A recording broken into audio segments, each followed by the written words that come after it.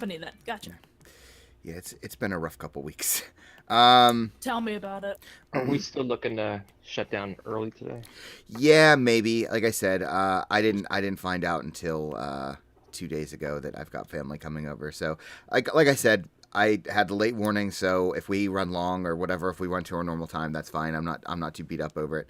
Um, so we'll just kind of play it by ear, see where we are, and I might kind of start rapidly like muting myself. I will try to be warn you about it, but the dogs will start screaming when people start arriving. So.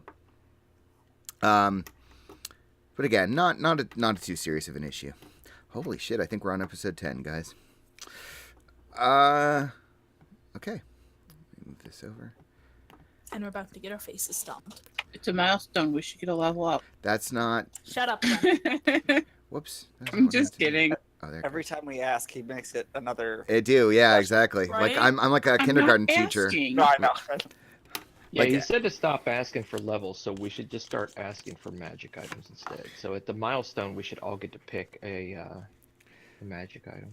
Yeah. You go ahead and do that. See how it pans out for you. Okay. So First. yeah. So we are streaming. We'll get going. Who I meant to check the VODs, but I didn't because I'm lazy and busy. Who wants to recap? Who did it last week? I did it last week. Okay. So not John. I'll do it. Okay. Go for it. All right, so last week we started off being confronted by some fast-moving little creatures, got into a fight, killed or chased most of them off, but Gabriel charmed one of them to be our guide, and that creature, Sam, guided us for a while towards the tower. We came across some plant men things fighting a little fairy dragon, which we saved, and that dragon has kind of taken a liking to Faith and has been traveling with us since. But during that fight, the magic on Sam ended, and there was a heated discussion about what to do with this guide that now wanted to kill us. Ultimately, the party let him go, although the pixies put him to sleep, so maybe he got eaten by something else. And we kept going. Okay, there was a fight. It wasn't just a discussion. I am very proud of that. A very heated debate. But we traveled on, made camp for the night. During the night, Tahira started to wander off. Said she had seen some lights and that were calling out to her that could offer her treasures or desires or something. But Gabriel saw her heading off and stopped her from going too far on her own. When we woke up, talked about it, but didn't really know what to think of it, so just kept moving. Came across a river, and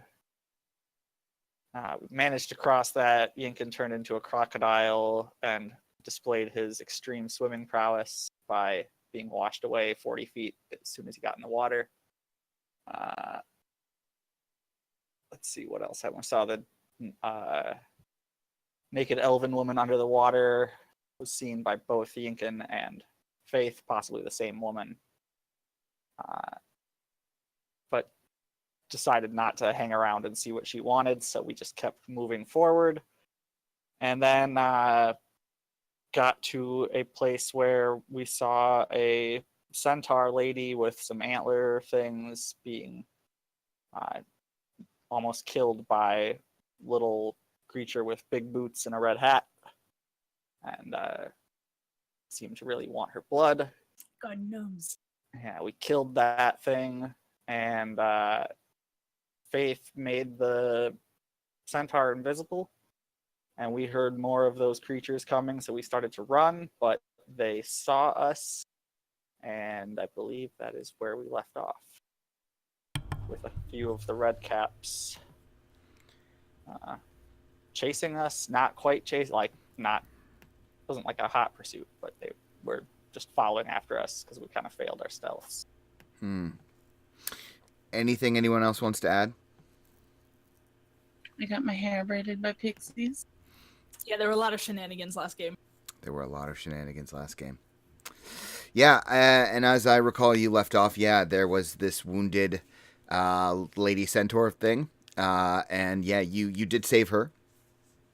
But as I recall, yeah, you were trying to stealth away, and as the last of you, I want to say it was Yinkin, but I could be mistaken about that.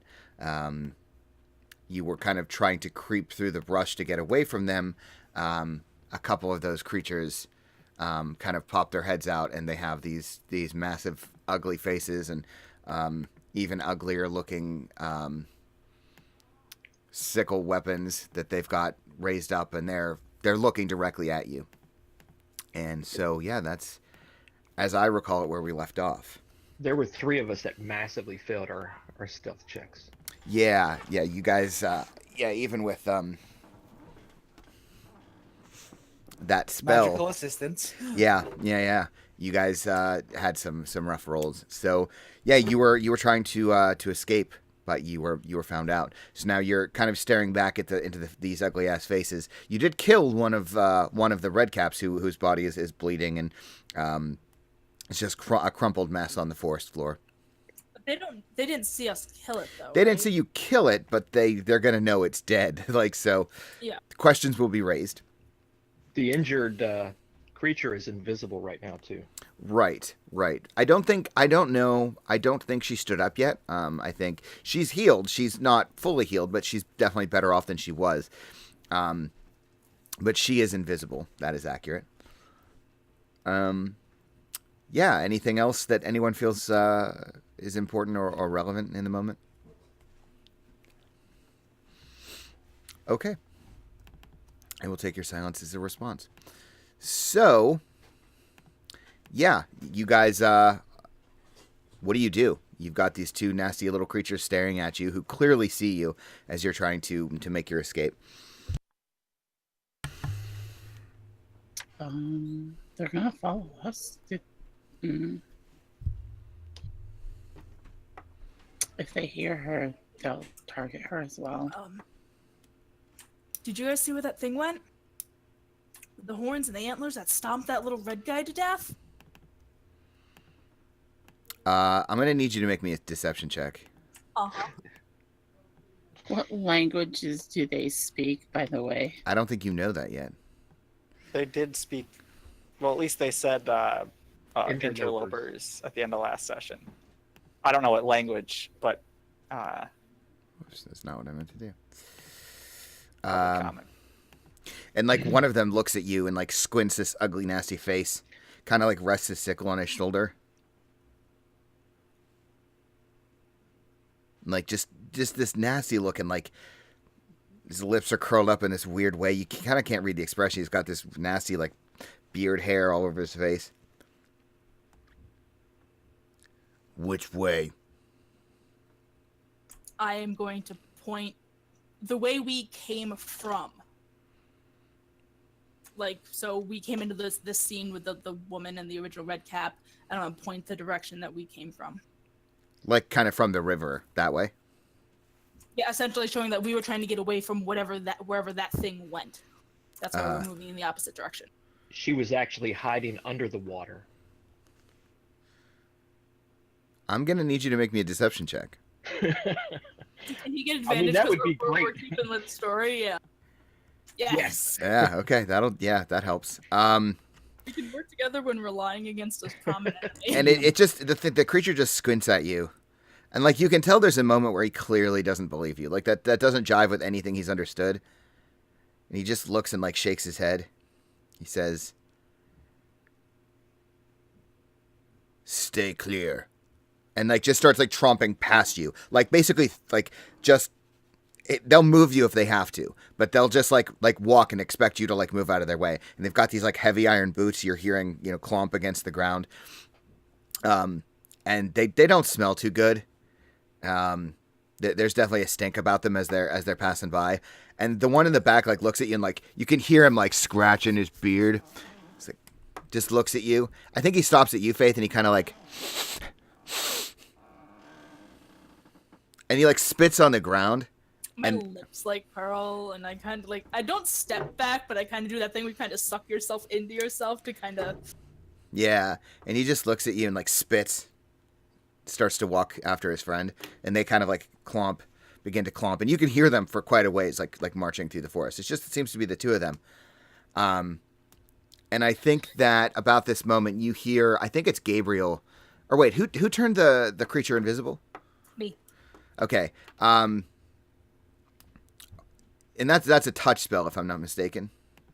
Yes, I was, because I healed her first. Right. So you kind of hear her like she's like shaking, and like you can almost hear her, and you can hear like you can't see it. You can't see her antlers, but you can see some of the like leaves and the foliage is being rustled as she's like shaking gently. You can reasonably assess like scared or nervous. You can hear like a light sobbing, but you can't see anything. Like you can't see her crying, obviously. Well, that was well done. That was lucky, and we should not press it. I look at Gabriel and just give a slight nod of begrudging respect, because he kind of played with my game, despite our previous argument. Yeah, I kind of wink, giving her like a mental high five. Perhaps we should make ourselves scarce.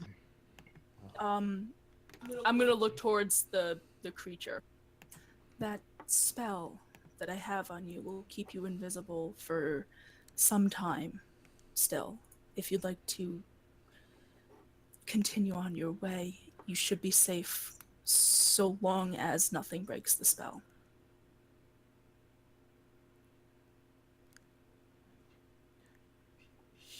You would let me go? We have no reason to hurt you. We have no reason to... No. I mean, yes, we'll let you go, but no, we have no reason to do anything else. And like there's definitely like a hesitation. There's a bit of reluctance to her voice. Even we can't see you, so, I mean, once you move through a certain point of the trees, we won't be able to really follow you easily either. If that helps assuade any concerns. We were just right time, right place to help you.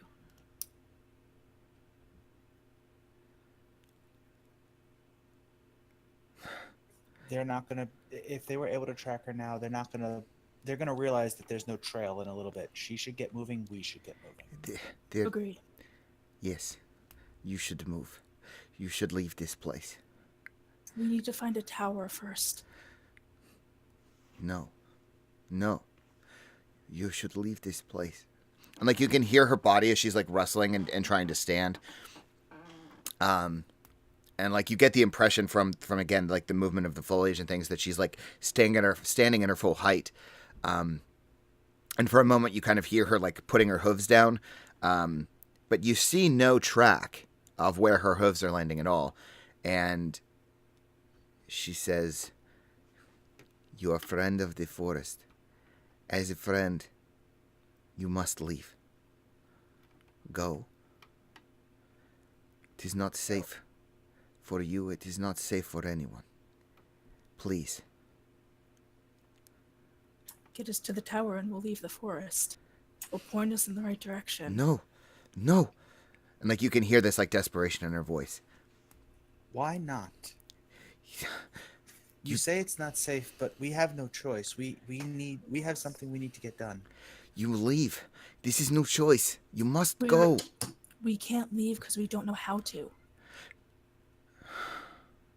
And like there's So like the an audible tower is the sigh like only as place she we realizes know like how to go. she realizes that like you're what you're saying is true. Like you probably can't find your own way out.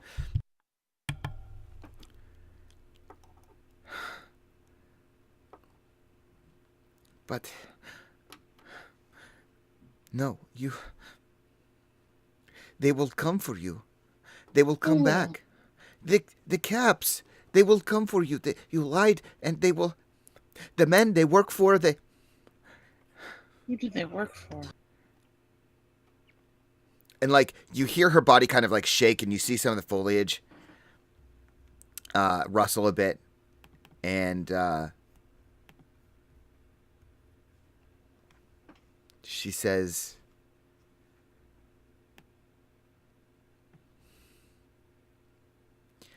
"You must."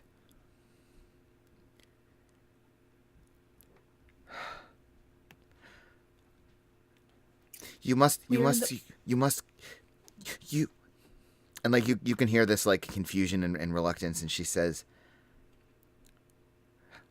"I will take you. I will take you out. I will take you away from this place. Please. I have friends. We're in the Fae, correct? Well, yes, We don't come from the Fae. that much is easy to see. There's something that's causing our realms to cross over, and it has something to do with that tower. You know what's in the tower, don't you? If we can get to the tower, we can fix it. Otherwise, the horrors from our world and the horrors from yours will cross over. It is too late. It's too dangerous. You will die. They will kill you. Well- After robbing you of any sanity you have left. And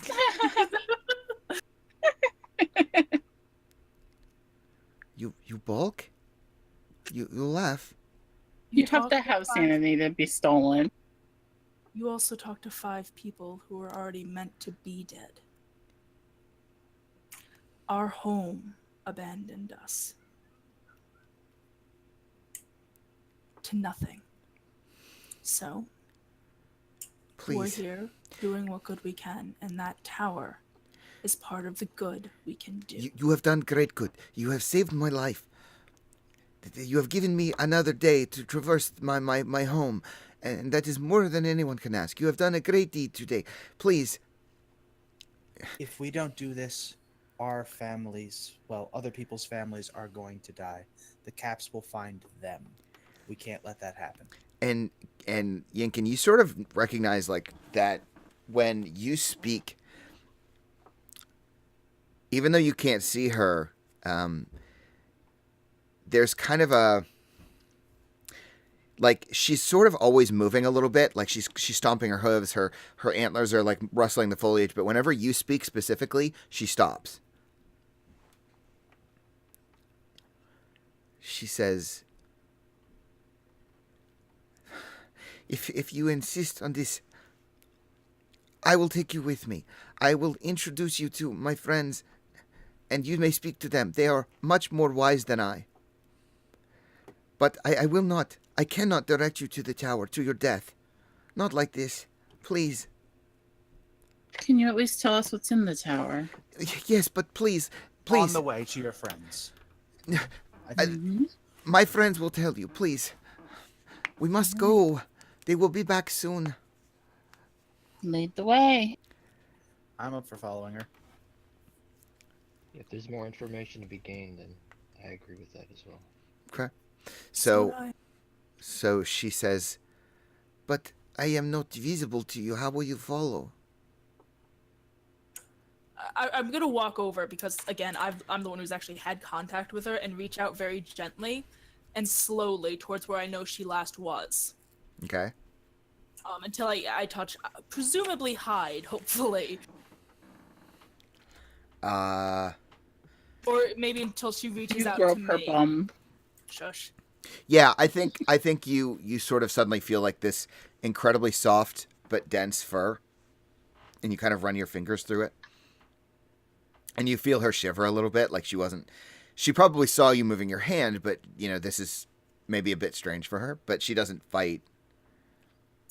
I'd like to keep the spell up for now, so if we do come across more, they don't know you're here, and any motion can be attributed to us. Once the spell falls, we'll deal with that then. It protects you. Assuming you're okay with me, Groping her? Hush. I am not opposed, but we must leave now, please. Go. They'll Lead the follow way. me. Okay. So she sort of starts trotting, and you notice that even though she's invisible, it looks as though like the leaves rustle from her antlers, but she seems to do a very good job. Like it's very minimal. Like if you blinked, you'd miss it. It looks like the wind or bugs or something is moving. She leaves no hoof prints whatsoever. And she sort of just starts trotting through the forest, and she's quite adept at it. Her hooves always seem to land in the right place. You don't hear, branches breaking her movement doesn't seem to disturb the forest in any real measurable way. How those stumpy little cloudhoppers catch this thing? Who are you asking? Maybe It's they just a trap. general question. As we start heading off, I'd like to use thaumaturgy and have just a sound of like things running through the trees happen from not the way we sent the red caps, not the way we're going, but like a third direction. So if the red caps maybe are heading back, they hear that, they'll be diverted again. Yeah, why don't you give me a deception or performance? I'll do performance. Okay. Jeez, I rolled a 3. Must be nice to have a +8 though. Yeah, so you kind of hear this noise of movement and hooves through the forest in a different direction, and the lady centaur doesn't seem to be like disturbed, or it doesn't even seem to give her pause, and you keep trotting. She keeps trotting, and you keep moving, Faith, attached to her through the forest. Before we took off, was it possible to take the boots of the dead guy? The one that tried to kick me? Yeah, no, I know about whom you're referring. You could.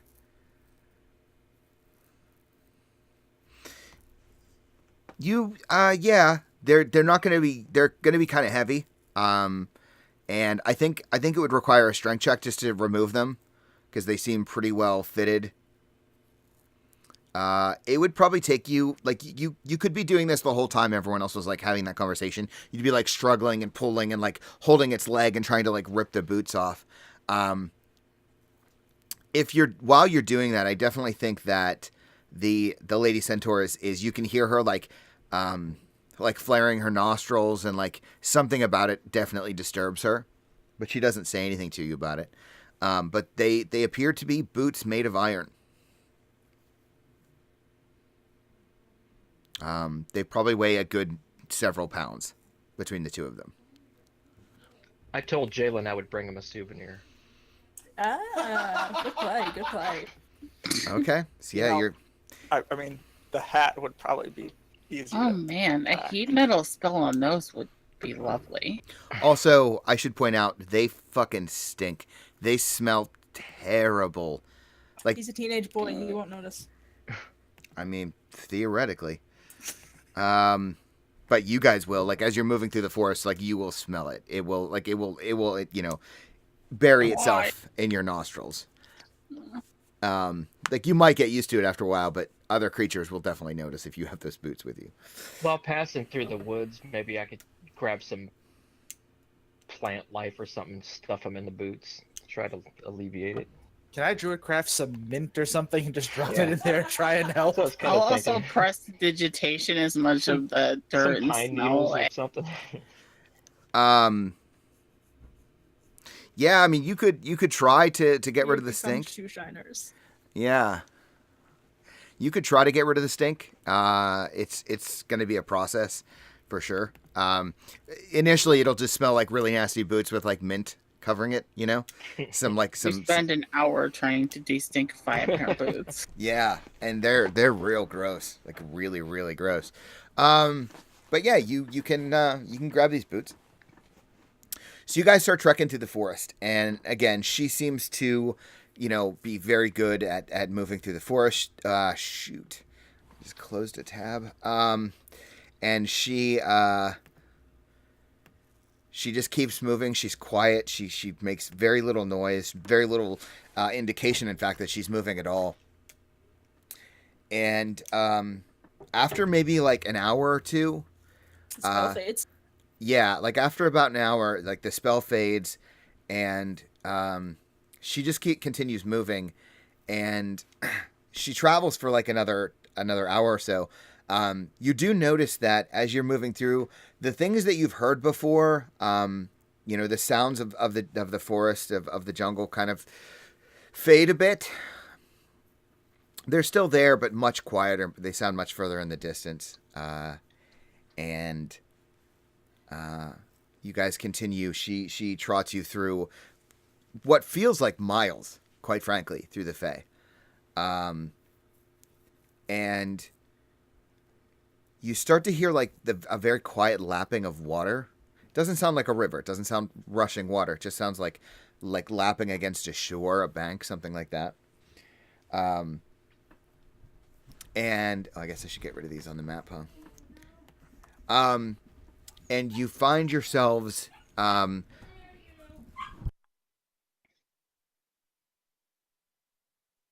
sorry, people are arriving apparently already.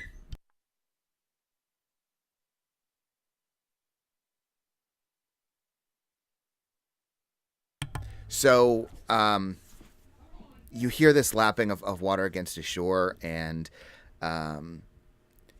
you start to hear what sounds like the rustling of leaves and a movement among the jungle. How loud is that for you guys? Not very. Okay. Well, if it gets too loud, please Not just... as bad as Gwen's birds. Yeah, Yeah. well, I mean, very little could top If that, we I'm can deal sure. with the birds, we can deal with the dogs. Yeah. So it just annoys the shit out of me. I can't. It breaks my focus. So yeah, you start to hear the lapping of water. You start to hear like the rustling of leaves and of movement and things. And then you start to hear like some mild giggling and some movement, and you sort of break out of the jungle. You kind of come to what is effectively like a wall almost, and you open up into this large grove. With what appears to be like a pool of water there that seems to kind of move back and forth. Very clean, transparent, beautiful water.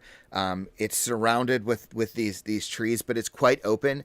There appears to be a number of like campsites. It's quite large around this kind of like little lake that sits here. And she, as you guys are breaking out, you see that next, kind of almost right next to you, the leaves are kind of like, they look like they're vibrating on this tree. And the lady centaur says, it's fine, relax. They are friends. They have saved my life. And I should actually just double check something real quick. Yep, I was right about that.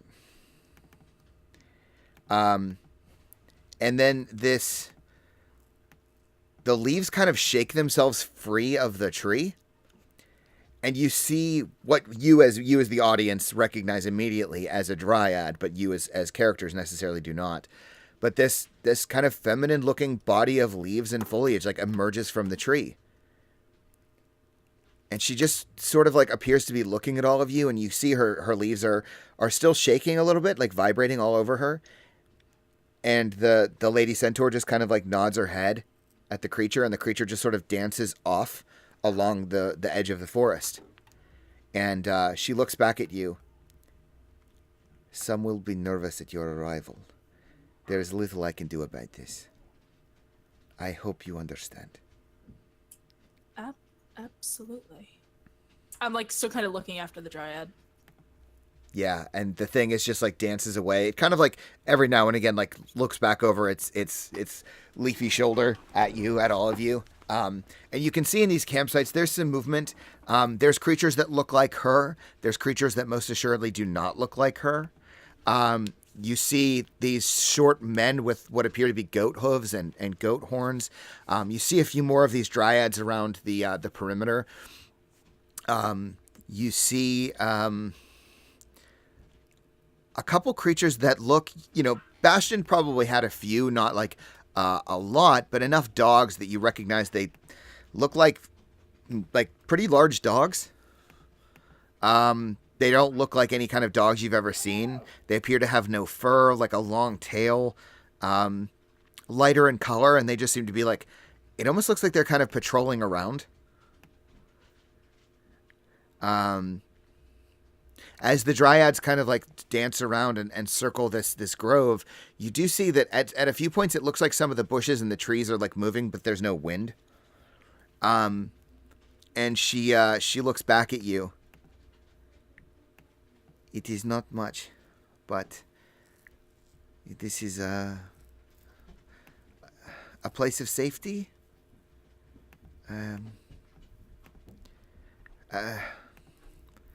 It's beautiful. It most assuredly is. And she kind of nods. Yes, indeed it is. I'm sorry, we never got your name. I'm Faith.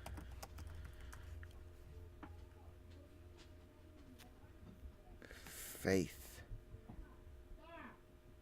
And Giselle. Giselle. My name is Zeke. Like gazelle, but with the J. She just like looks at you a little confused. She's not the only one. She like looks at the rest of you, waiting for you to introduce yourselves. Gabriel. Yinkin. Marcus. Welcome all to our home. And she like touches her chest. I am Aglaya. Well, hello, Aglaya. She nods gently. Please, we should rest. It has been difficult travel for you, I think. If you don't mind me asking, what exactly are you? Faith pinches her nose. What? What? What kind of species? Magical creature? And you say like species, and she goes to answer. Then you say magical creature, and her face kind of crunches up. Like that's not something you like. It's a weird thing to say. Giselle? I don't know what to. You keep comments like that until yourself. I'm All things- curious. And the next time there's fine. Does the carpet match the drapes? Yes, it does. Would you like to see? No, not particularly. But is it something you wanted me to ask you outside Don't of mind Bastion? them. It has been a very long journey. We are Alsaid. Elsie.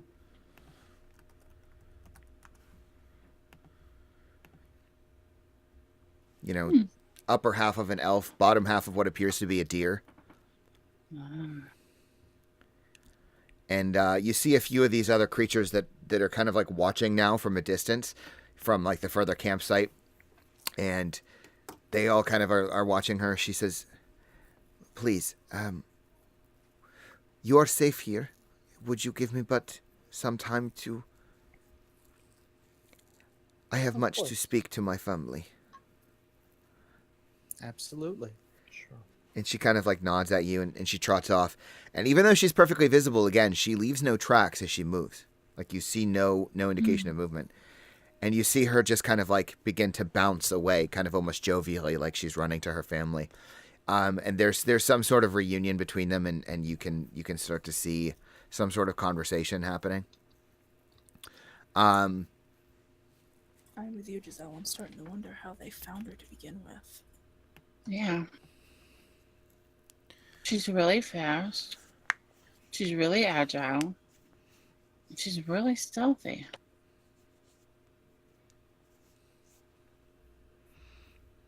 Well, Faith sits in the grass.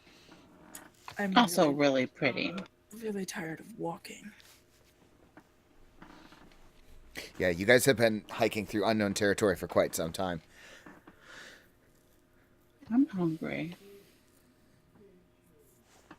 I give her a berry. We immediately all looked at Yinkin. I already made the berries, so Mm, I should also mention, because of course Tahira is here with you as well. Oh yeah. She seems, let's say, enamored. She seems to be suppressing a kind of glee. at seeing all this. She's quite like a child in a museum. She appears to be seeing something that she's only heard stories about. Same. So hopefully somebody here can point us to the tower. And then we can go back to Mom. Go back. I'd be happy with just knowing what's inside the tower. They don't even seem to want to tell us that. That should be They're a clue afraid. in and of itself. I think similar to our own land, the Fae is pretty much content to staying away from the source of the evil, as opposed to trying to resolve it.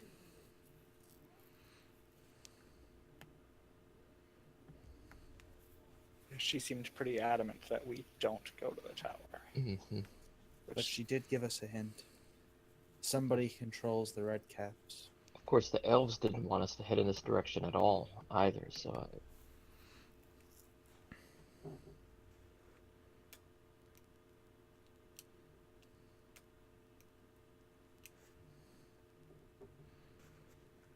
So yeah, you guys just sit, and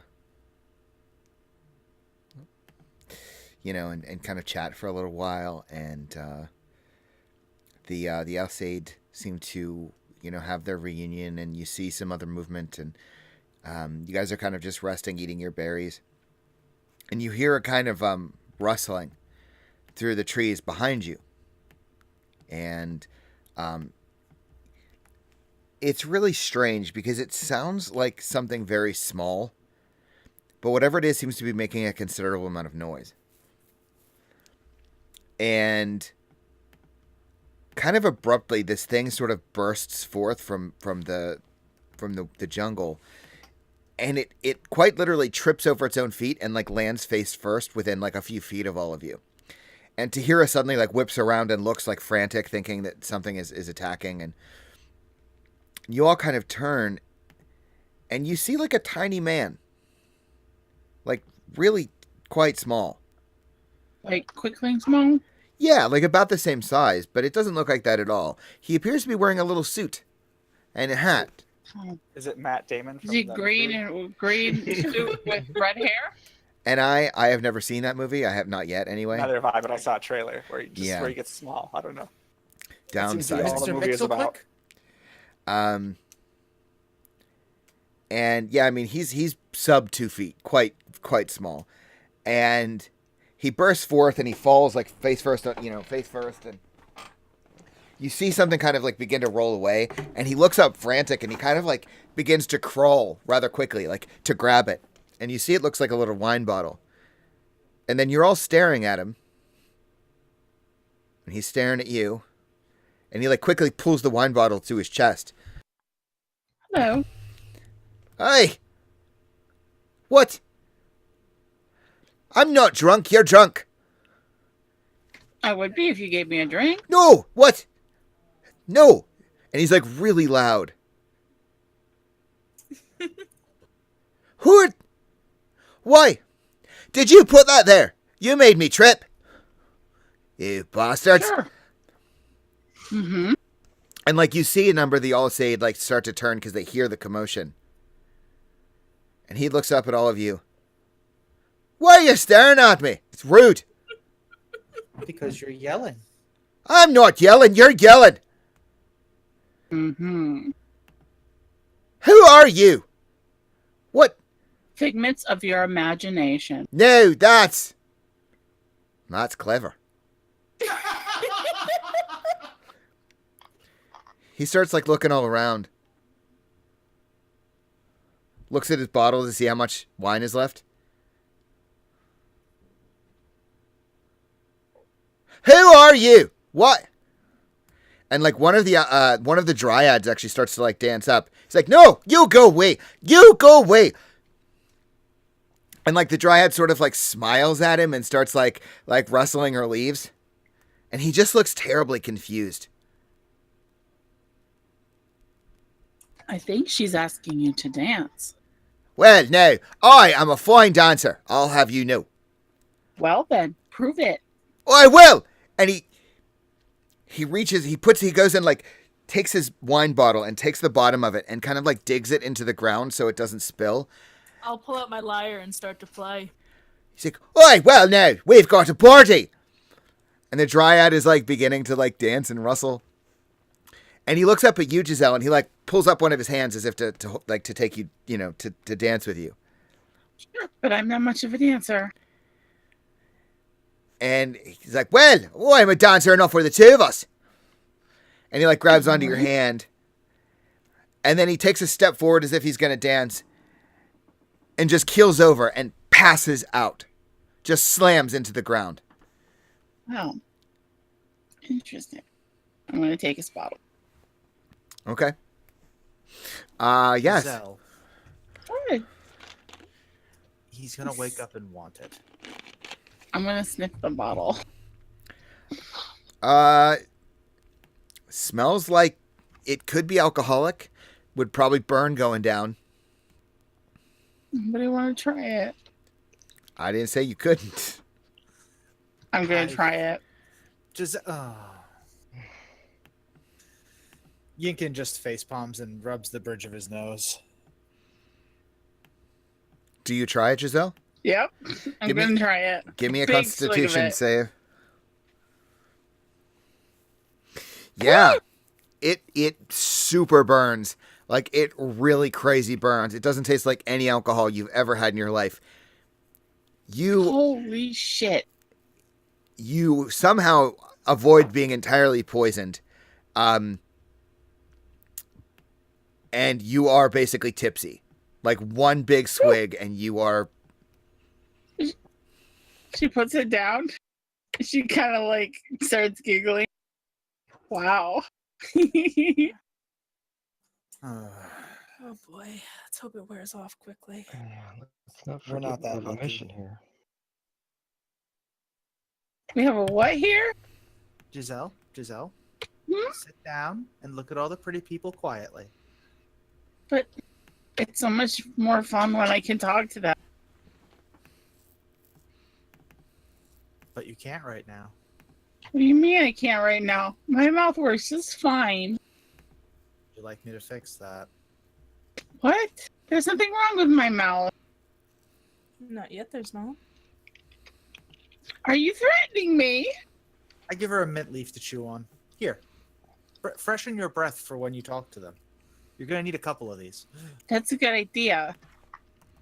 Don't want to have dragon breath. Anyway, Yeah, so you guys kind of had this little experience. For a moment, the dryad kind of continues dancing and then, like, gets just a little, distraught because the little man is not capable of dancing or being entertaining at all. So yeah, you guys, Giselle has her little drink and, maybe like an hour passes or so. And finally, Aglaia returns to you. And she kind of sees the drunken little man, all balled up.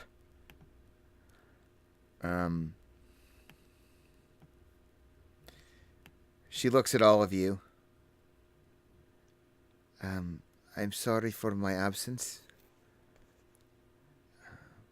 I hope that you are well and rested. There's nothing to be sorry for. We needed the rest. Indeed. family always comes first. Yes. I should ask, none of you didn't drink with him, did you? Nope. I point at her. Well, not with him, but she did drink. Well, please do be careful. They're masters of holding their liquor. It was really strong. Yes, well, just be careful, please. It's already dangerous here enough. Okay. I have... You're very pretty, by the way. Thank you. I've spoken with my family, and they would speak with you, if you wish. Yeah, of course. I'll put the lyre away and get up. I like talking. She's not allowed to talk. Why not? Drank with the little man. That was an Anyway. hour ago. Shall we, ladies and gentlemen? And Aglaya Yinkin will actually kind of come over to you, and if you're sitting, she will offer to help you stand. I'd take her hand up, but I'd be a little confused because at this point I'm starting to notice a pattern of behavior. And she's quite strong. She's able to just like lift you up very gently, but quickly. She's quite strong. Thank you. And she gives you a nod and kind of like spins around and nods at all of you and starts like trotting back to the camps. And you see there aren't really like structures here. There's not really like they don't have beds. It would be kind of difficult to sleep like that. But it seems comfortable. They have like a couple benches and things for other people of other, let's say, body types. She trots ahead. And there seems to be like a collection of these creatures. There's that dryad you saw earlier. There's this little goat man. There's these dogs who seem to be still patrolling around. A couple of pixies seem to make themselves known. Your Faith, I should mention, your fairy dragon seems kind of enamored of this place as well. Like the fairy dragon seems to be kind of like dancing around and jumping from trees and things, and the dogs seem to be like barking, but in a playful way. So long as it's not sitting on my head and making my neck ache, that is absolutely fine with me. Yeah, the whole time you've been here, it's kind of like jumped around and played on the ground, and like it seems pretty content here. At least that's how it seems. So yeah, you're all kind of beckoned here, and you see all this gathering of creatures. And this other Alsaid kind of steps forward, and she looks much older.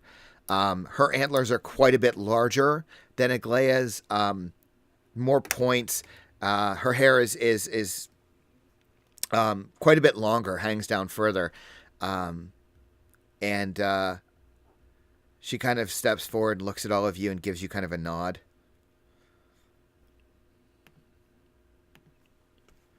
Hello, friends. Please, would you sit? Thank you. Thanks. Aglaya tells me you have interest in this tower. What brings you here? What is your purpose? We want to reach the tower. It keeps fading in and out of our realm, and it foretells of something terrible, we believe. So we've come to investigate what's happening. There's also a community of elves a week or so, I guess, away from here. And things from your realm, darker things, have been spilling over. We wish to protect them from it. And from what we understand, the cause of the problem is at the tower. It is unfortunately one of several problems. I do not understand how this is your responsibility. We've taken it upon ourselves to make it our responsibility. If not us, then who? I think you fail to understand the task at hand. The creatures, the monsters, She kind of like trails off. Then I will ask you the same thing Yinkin has. If not us, then who? Because somebody has to deal with it. And in our world, a lot of people are content to ignore it and hope it goes away. And that never fixes anything. She kind of nods.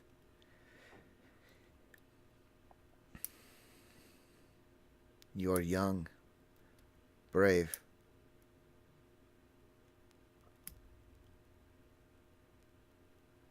Ignorant, perhaps. Most assuredly. But that's why we're going to ask for help. At very least of knowledge of what we are facing. I know that our land is encroaching on yours. The veils between worlds.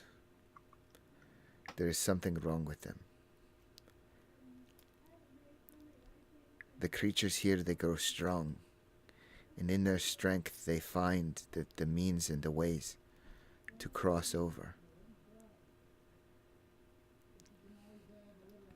The tower is a center point. The stronger it becomes, it grows out. She kind of makes a gesture with her hand as if to indicate like a radius around the tower. But the tower is...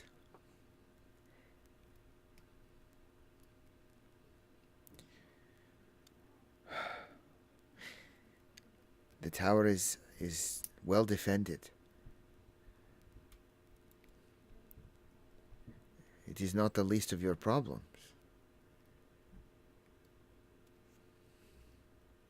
Even if you took out the tower, you somehow destroyed its source of power.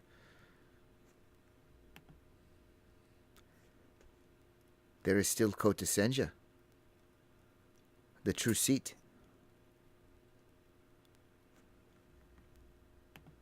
The I'm sorry, the true seat? Yes. Thank City of... And she like tries to find the word. Twilight. And like when she says it, when she says the word, you hear a sudden sharp intake of breath from Tahira. Twilight, you mean? And she nods when you say it. And Tahira kind of like shakes her head suddenly. She says, "No. Twilight Shadow." As if she's like translating when she hears it. And the Al-Sayed kind of like nods at Tahira. And like you see the look on Tahira's face, which just screams like, this is a place of legend. The Al-Sayed says, the tower, it belongs to the city. It is dangerous and must be dealt with, but the roots run deeper, I'm afraid.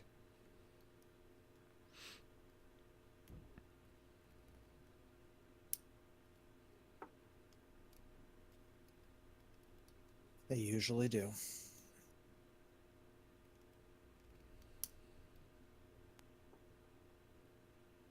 And Aglaia kind of steps forward again. She actually says to the other Al-Sayed,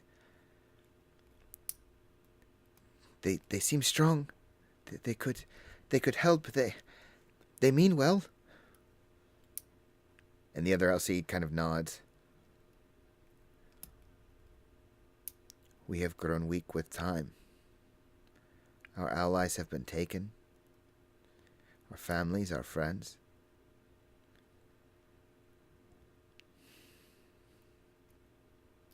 But this task is greater than you. It does not belong to you.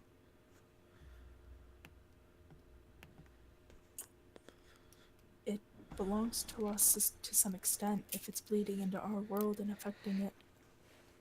It may not be ours alone, but we share the burden of fixing it all the same.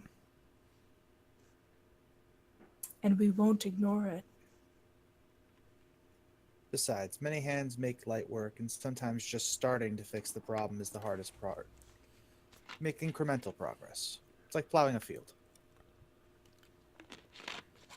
I would ask that you not plow our fields. Well, of course not. Not here. He's Is married. that a euphemism? Only with you, Giselle. And she just kind of like cocks an eyebrow like she doesn't get whatever is being referenced there. It's a... Never mind. It seems as though you will not be stopped. And I have no interest in stopping you. We are persistent, if anything else. It's the worst That's- that happens. We fail, things go on. We succeed. I would wish you not die, though. I didn't say die. I said we fail. It's different. Potatoes, potatoes. I don't think any of us want to die. We're certainly not out to die.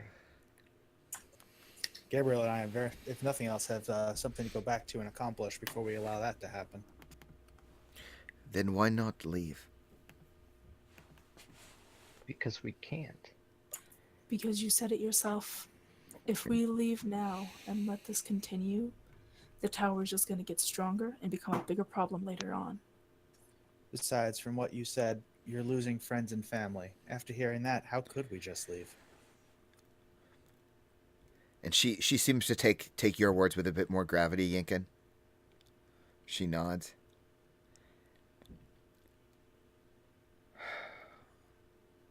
What do you wish to know?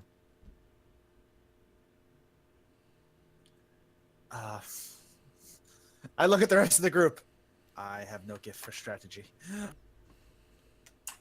Don't look at me. I'm just good at hiding my face. Mm. What defends the tower? I saw many glowing lights coming to and from it. It's a great distance away, so I couldn't make them out. But are those creatures that might be protecting the tower, or? No, those are information gatherers, spies. They are sent out to spy, to find us, to find enemies. That's how. So they already know we're here. We can't leave now. They'll just hunt us over. All the more reason to stay and take care of business. Child, please, you have made your point.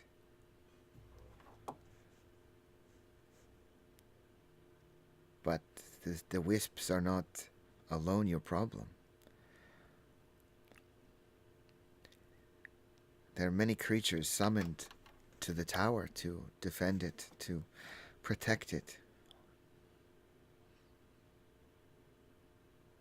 But And how many creatures wish to see this tower tyranny end? those of us that have not been captured? She kind of shrugs. I do not have an exact count. But this place is filled with evil creatures, angry, old. Things that wish to see their power strengthened, expanded. These creatures outnumber us by a great many.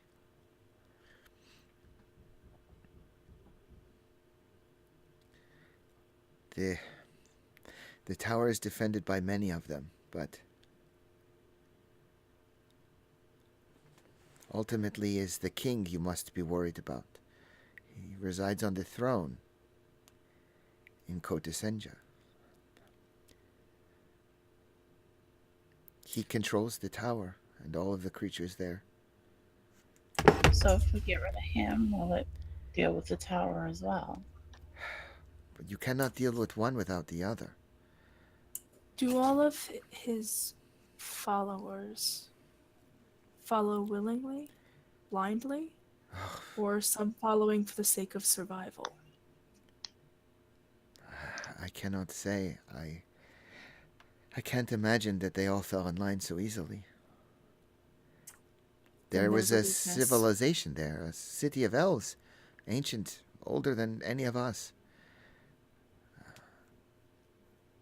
Then there is weakness there. As long as Oh. the tower stands, his power will grow and it will feed him. What kind of being is this king? He is a lord. No.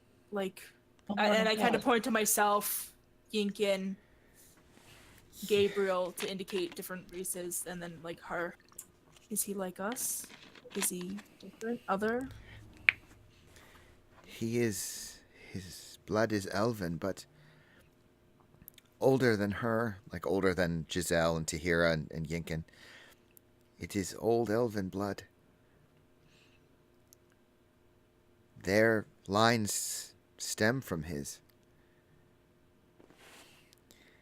The word not spoken in some time. It's more than elf. It's... And Tahira kind of like whispers quietly under her breath. She says, Eladrin. And the Al Sayed kind of just nods at hearing the word. And Tahira's more like taken with this whole thing. Like she's, again, very looking rather than scared. She's just kind of like eager and excited, like a schoolgirl, you know? All of these. So is Giselle. Yeah, just like all just consumed with things that she only ever assumed were like fairy tales. And the Al Sayed says, he is very powerful. And he has friends. Family, really.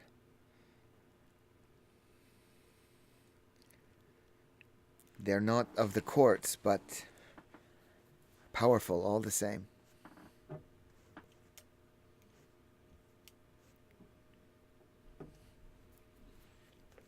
Thank you for all your help. She nods.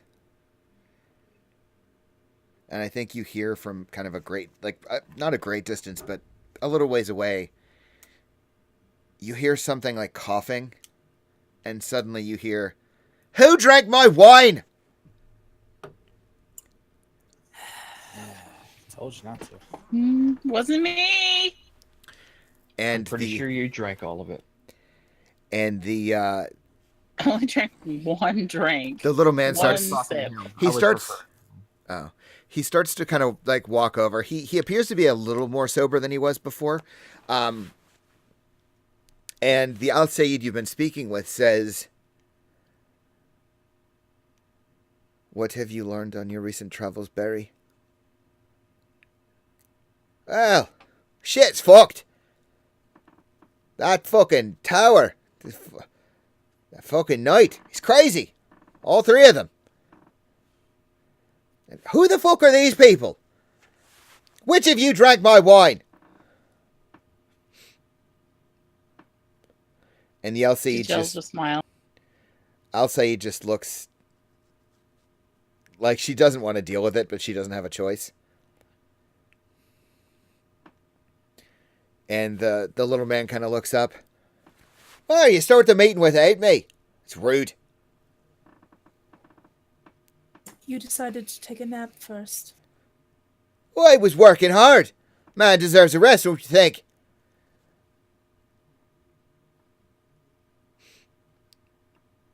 Anyway, I lost some. Remember, you can't do facial Like responses. half Sorry. a man to me. I lost some friends now, lass. Maybe you should respect. He like takes a swig of wine, and the Al Sayed looks at him, and she looks genuinely like a little sad. "I'm sorry for the loss you experienced, but these people, they're here to help us." And he kind of like looks up at all of you and like squints an eye. They look weak, the lot of them.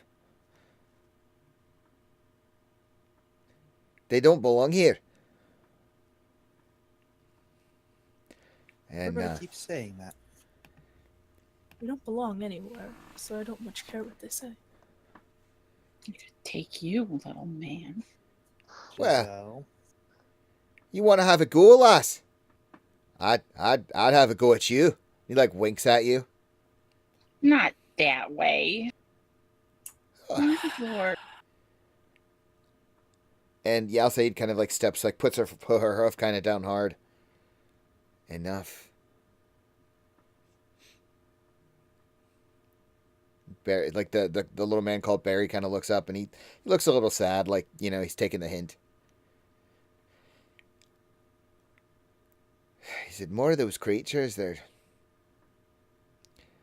They're trying to round us up. The Cap seem to be out in numbers. And I'm pretty sure I saw Crow at the tower. And Alcide just looks like unsurprised but concerned all the same. And she kind of looks at all of you. They keep a number of our friends in the tower. Our family. They call them rebels. Some of them they kill or starve. Others, worse. If we could free our friends, they would help us in this. And they're kept at the tower. Some, yes. The rest are in the city. I can only assume. I don't know. We'll need help. Tahira, And Tahira's just kind of like staring at Barry. Tahira, What? What? Yes? how many able-bodied warriors are in your city? You've been here. You know it's real. A great many, but... Can we go back? Can we... Aglaya said she could get us out of here. If you go back, round up the warriors in your city. Well, we cut off the tower and the source of the king's growth, I suppose. Or we That's right. start, or at least we start trying to free the friends. Worst that happens is backup gets here.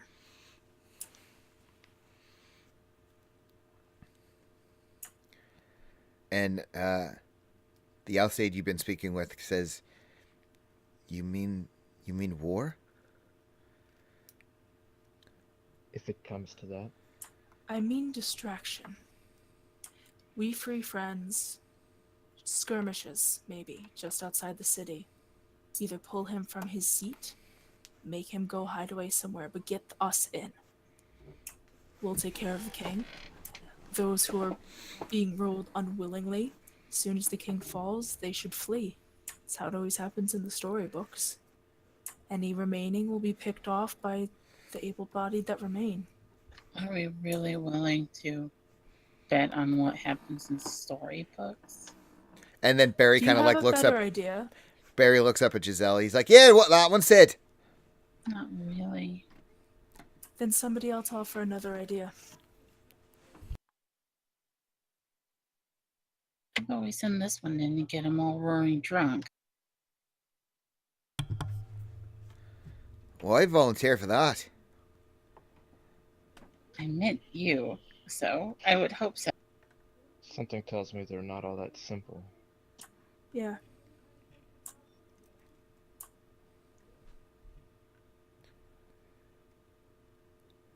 Besides, do you have enough wine to share with an entire city? Oh, fuck no. Don't you? How dare you? What is wrong with you? This is my wine. And what have you drank from it? And he like looks at you, Giselle, and like squints. Hmm? You looking at me for? You know why I'm looking Anyway. at you. I know I'm beautiful. Can we get back on task, people? Marcus, Gabriel, if you have a better idea, please. I'm guessing. I mean, I'm not prepared to make any plans about taking out a king. We haven't even seen the city. And it'll take Tahira time to get back. Gives us time to get that scouting done. I mean, I think we should focus on the tower first, still, regardless of what comes next. Yeah.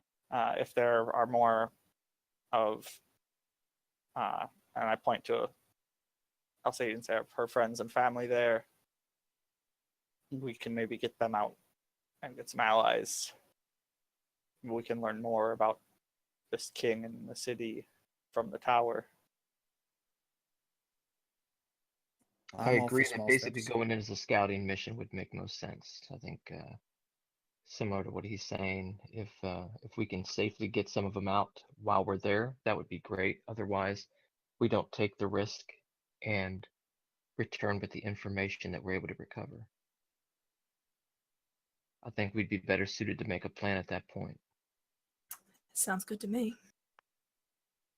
Sounds good to me. So I turn to Barry and say, so how do we get to the tower? Always seems a few days away. Well, the face, yeah, it's complicated. You need to go, and he turns and he starts to like point at the jungle. And his arm starts to move. No, and Aglaia kind of steps forward, and her arm is just like an arrow. It just points directly. It's there. And then Barry's like, "Hey, no, don't you steal my thunder, lass. I know where it is. I was just there. It's where she said." And Aglaia still got her arm just like outstretched, in just a very straight direction. And she says, If I led you, it would take 2 days,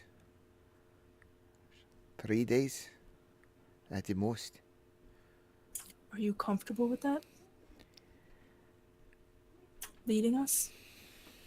And the other Alcide kind of like puts a hand on her shoulder and says, "You don't have to go.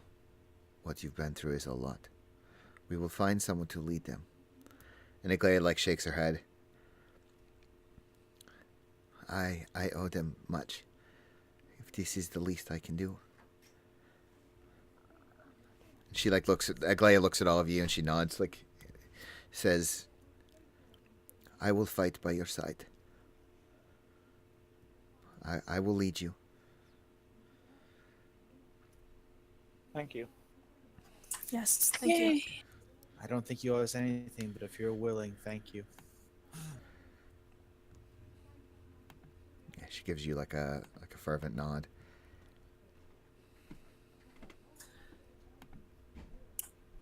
But if it's all the same, I would ask permission that we are allowed at least a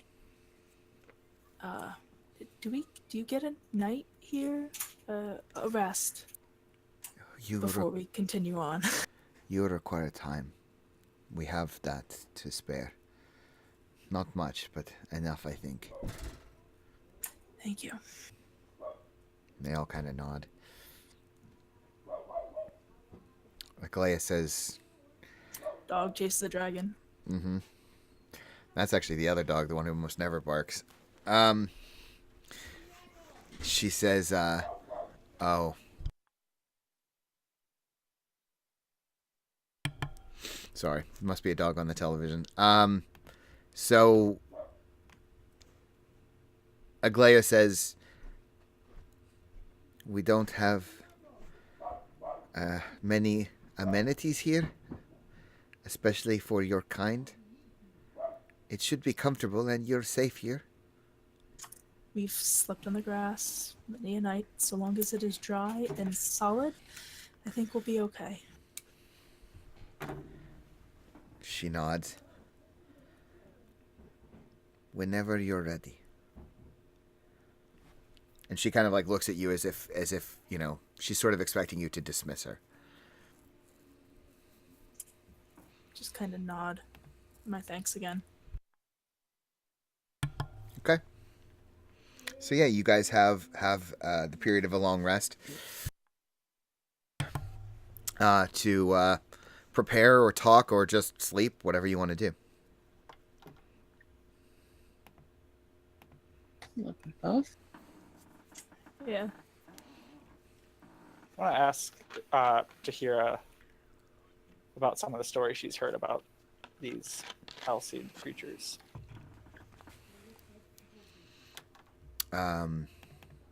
Just generally or something specific? Just generally, like what kind of, are they featured as tricksters or villains or heroes or. Tahira says, no, they're guardians of the forest.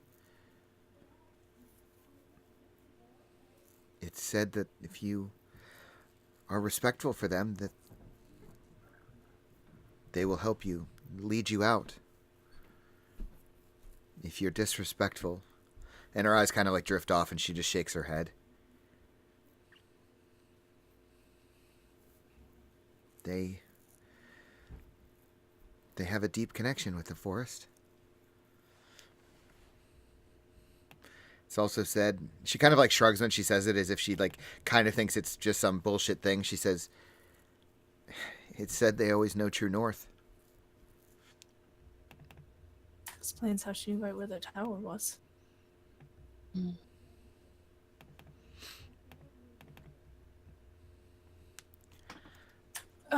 Actually, Marcus, this is a fantastic idea. You seemed familiar with the concept of this Twilight City. What do the stories tell us about it?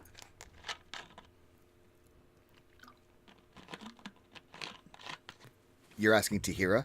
Yes. Yeah, she says, Well, Marcus's idea. Right. She says,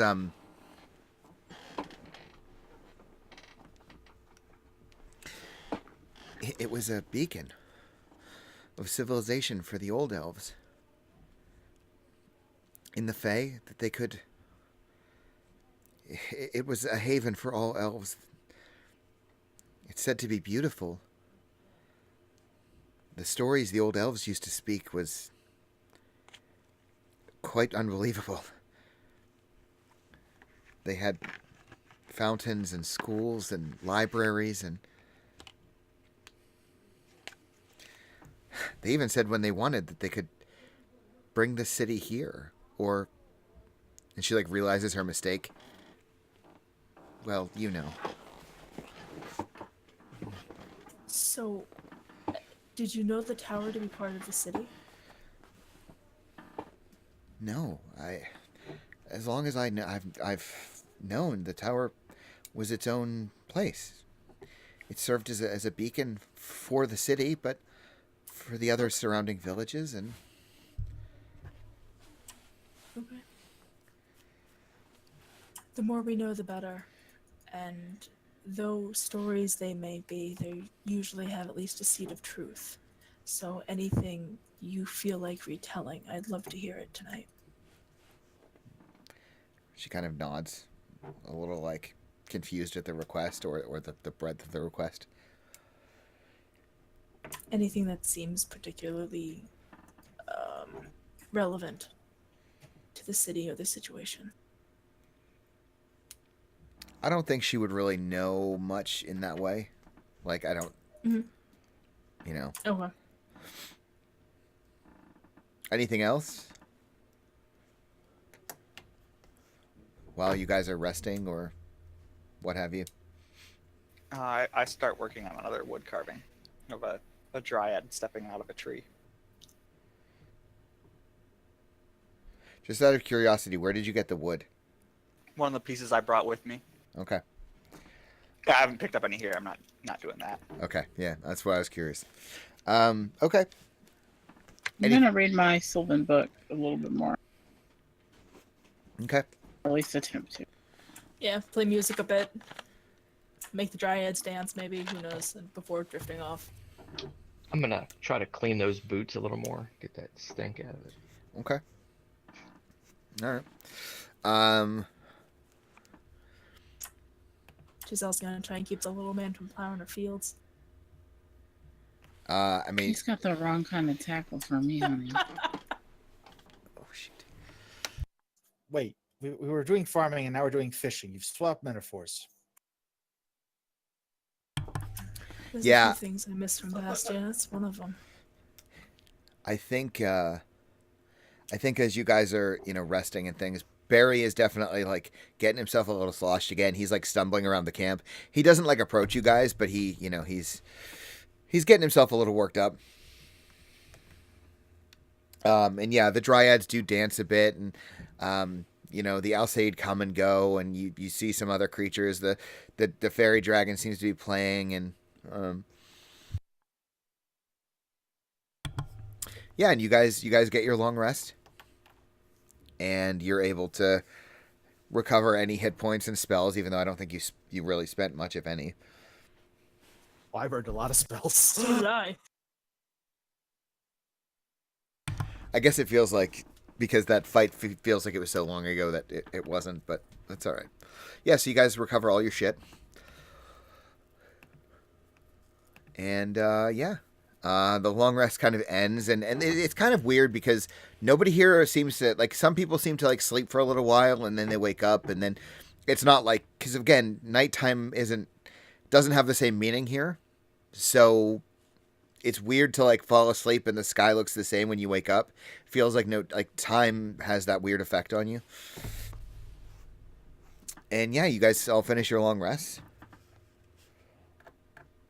What do you do? What's on the agenda? I don't have any more preparations to make. I said we head for the tower. The sooner the better. If every day that passes lets the power grow.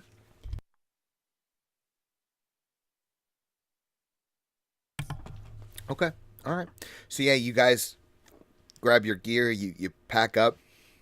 When you all wake up and you finish your long rest, Barry seems to have disappeared.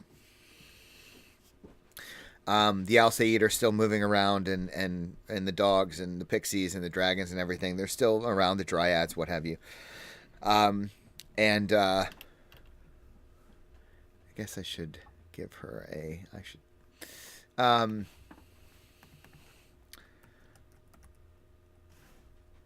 Aglaia she's all ready to go. She's rested. And even though when you initially met her, she had no weapons, she does now. She actually carries a spear and a short bow. And Tahira's ready to go as well. And I'm gonna put her down here. That might help me remember to actually use them. And yeah, Tahira, or not Tahira, sorry, Aglaia, rounds you guys up and sees if you're ready, and if you are, she'll begin to lead you out. Yep. Okay. Yeah, so you guys you begin to traverse the jungle back kind of the way you came, and again led by Aglaia. She begins to trek through the forest. You're hearing the sounds that you've heard before. There's some of the pixies seem to be following you a little bit, like some of them appear to be making more of a presence. They kind of come in, they turn invisible, then they become visible again. They're kind of playful, but they come with you, and you're traveling through. And it seems like having Aglaia with you means that you're not really...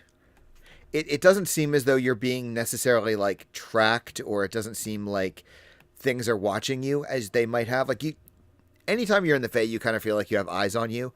It doesn't really feel like that now. Or at least it feels less like that than it has before, maybe. Essentially, we're aware of the eyes watching us as opposed to some unknown. Well, no, not necessarily. It's more like maybe she functions as a kind of shield, like things don't want to necessarily... Gotcha. That Or kind of thing. Hers are the eyes that would normally be watching us. Or it could be that too. Might be accurate. And yeah, you guys are traveling for the better part of the first day. Tahira is mostly quiet, but you do see that her attention seems to kind of linger on the Alsaid, She still seems quite enamored and a bit distracted even.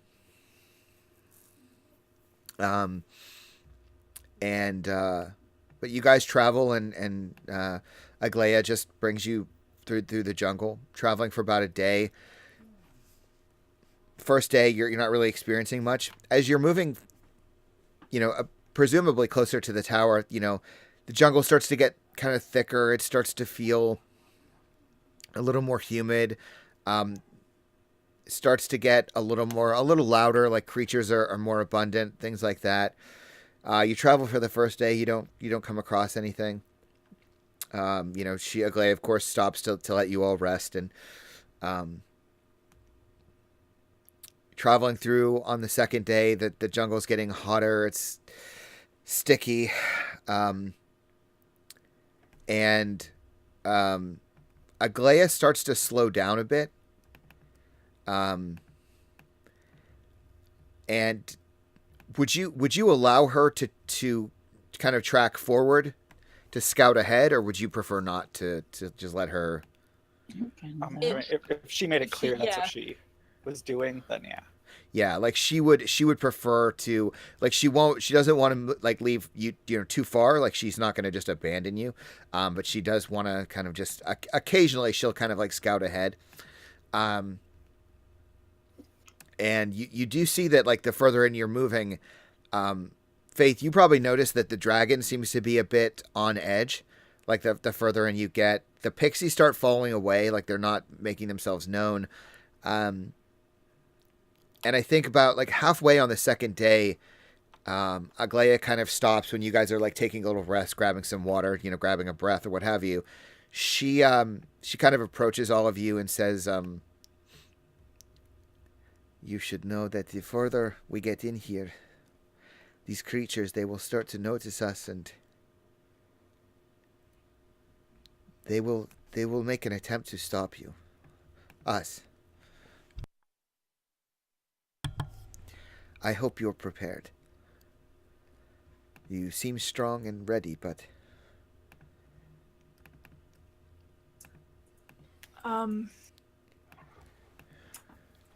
We've met several things in this forest.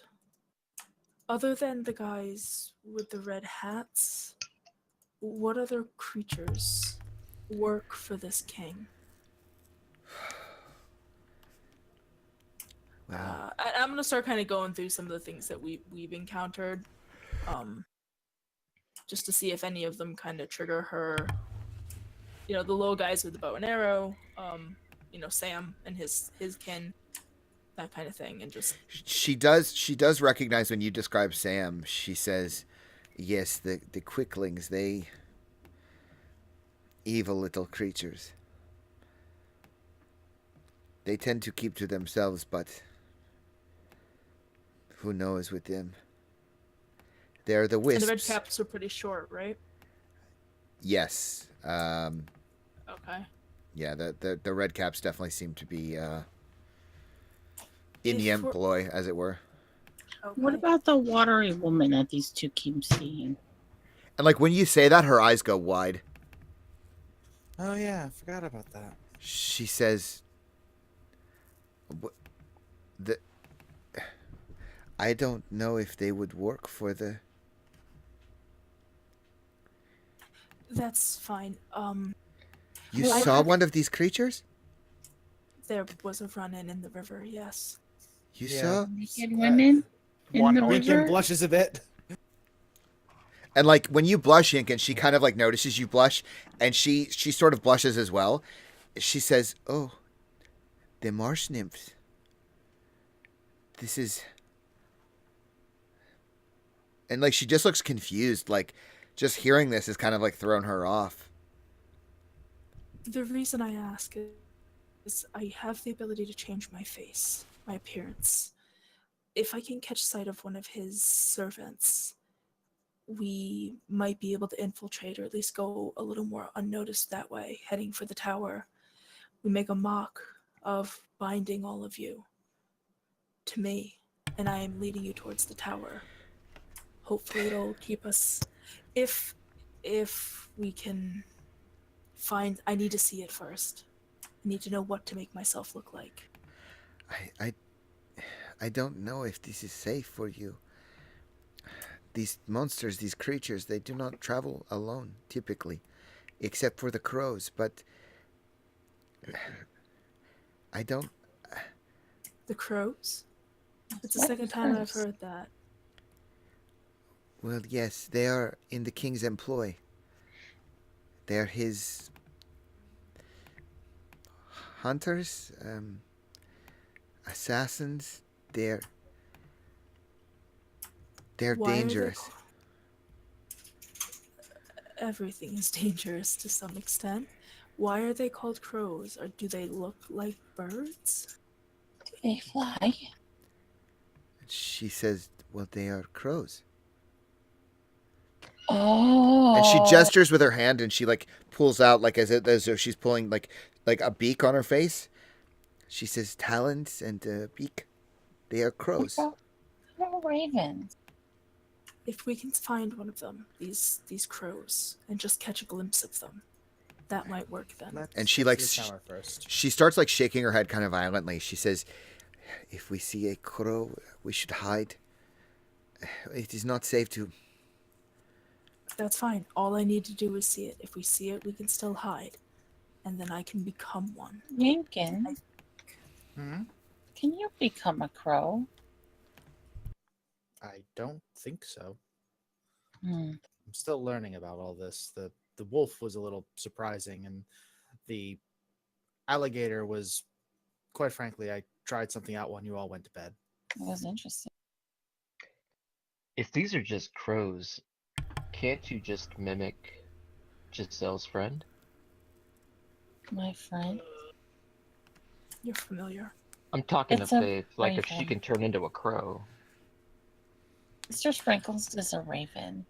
I more get the impression these things are more humanoid, but look like birds, maybe? Are they actual crows, They're or crow are people. they? And like, Aglaya looks confused. She said, crows. And she like, again, pulls down on her beak. Talons. And she like squeezes her fingers as if to say like talons, you know? Yes, but are they big like us? Do they walk on 2 feet? Yes. Are they actual birds? Yes. See? I mean, all birds walk on 2 feet. But big like us. Let's. Yes, they are big crows. Okay. Let's see what we can find. It's just an idea to keep in mind. Hmm. And so, yeah, she, you know, you guys are, you know, conversing and what have you. And, you know, it seems like that, you know, you're traveling along your second day, you know, you've taken a break, you know, it seems to be getting like a little darker, which is weird because the light here hasn't really changed much since you've been. But it seems like there's more of a cover overhead. The jungle's getting thicker. The light's not able to break through as well. And Aglaya still seems to be, you know, watching, you know, keeping her head on a swivel, as it were. And Tahira is also pretty on edge at this point. And you guys are traveling along, and then you guys start to hear what sounds like frogs. Like maybe there's some water somewhere you can hear off in the distance. Not a river, not fast moving, but you start to hear some like frogs and you know, amphibious sounds. And Aglaya kind of stops, like dead in her in her non-tracks, the track she doesn't leave. And she starts to look around. I will look around as well, She says, following her lead. and she's got her spear in her hand, and she's like looking around. And Tahira's like on edge looking around. You can give me a perception check if you'd like, Faith.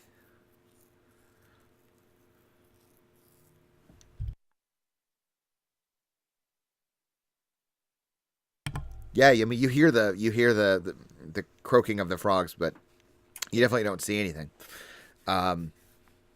And she definitely seems on edge, but she keeps moving slowly. And the croaking continues as you're moving through. And everyone is a little on edge.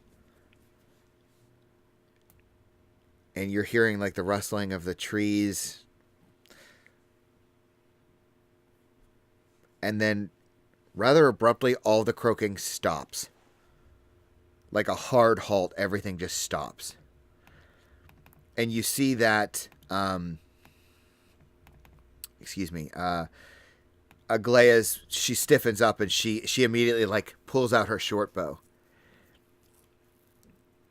And then you are all, are you guys walking? I guess I should ask, are you guys like marching, I assume, in a line? Sort of. I If imagine it's the coming out if the densely. woods are too thick, obviously, I think we would be forced to do that. Yeah. Okay, that's kind of what I was assuming. Like 2x2 when we can, but Yeah. Yeah, the croaking suddenly stops, and Iglea just like hisses. And on both sides of you, you hear all this rustling, and then suddenly these quite large frogs jump out. I don't think this is gonna work. Damn it, that sucks. I'm gonna have to pull these down on the map. You guys are suddenly approached by a large group of very large two-legged frogs. Cool. Interesting. Well, And there is a Right. crow somewhere, apparently. The crows have returned. And they are all... Mr. Sprinkle. Yeah. They are all... they are all wielding spears, and they have, like, loincloths on and these big bulging eyes. And they're all just pointing their spears at you. And immediately, Tahira is completely on edge. Aglaya, too, is just, like, wants no part of this. And Aglaya's got her bow, and she's pointed it all around. I'm gonna activate my ring. I know it can fear thing.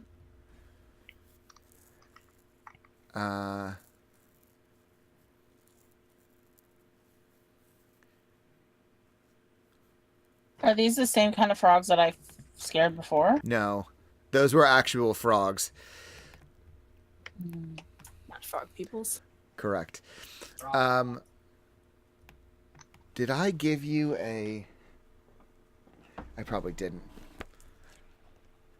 What kind of ring was that? Did I tell you? I'm pretty sure I did. I'm pretty sure it's the animal friendship ring. I think she's only discovered one of its Yeah, features, just since that we it- can't identify it yet. Yeah. Just that it makes frogs scared. Yeah, it does more than that, probably.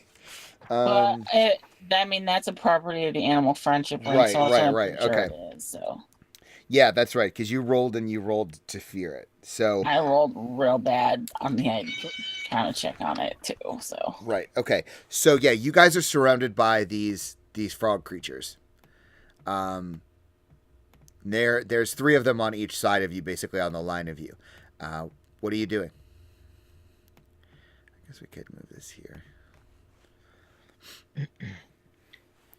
I mean, Have they more or Well, they- less just filed in and surrounded us? or Yeah, have and they're all they holding seen spears at anything? you. Like, they're clearly hostile. You have a moment here before they clearly attack you. Does anyone want to do anything? I take I'm- the dodge action. I'm kind of taking Aglaya's lead. mage armor. All right, everybody roll initiative. I use Shillelagh and attempt. Yeah, we'll just bang it against my shield. Whoops, hang on. Wait. Stop. Sorry. That should have removed all. I didn't want the red cap on there. You can just put your initiative in there if you want. Just. Now I have to. Nice.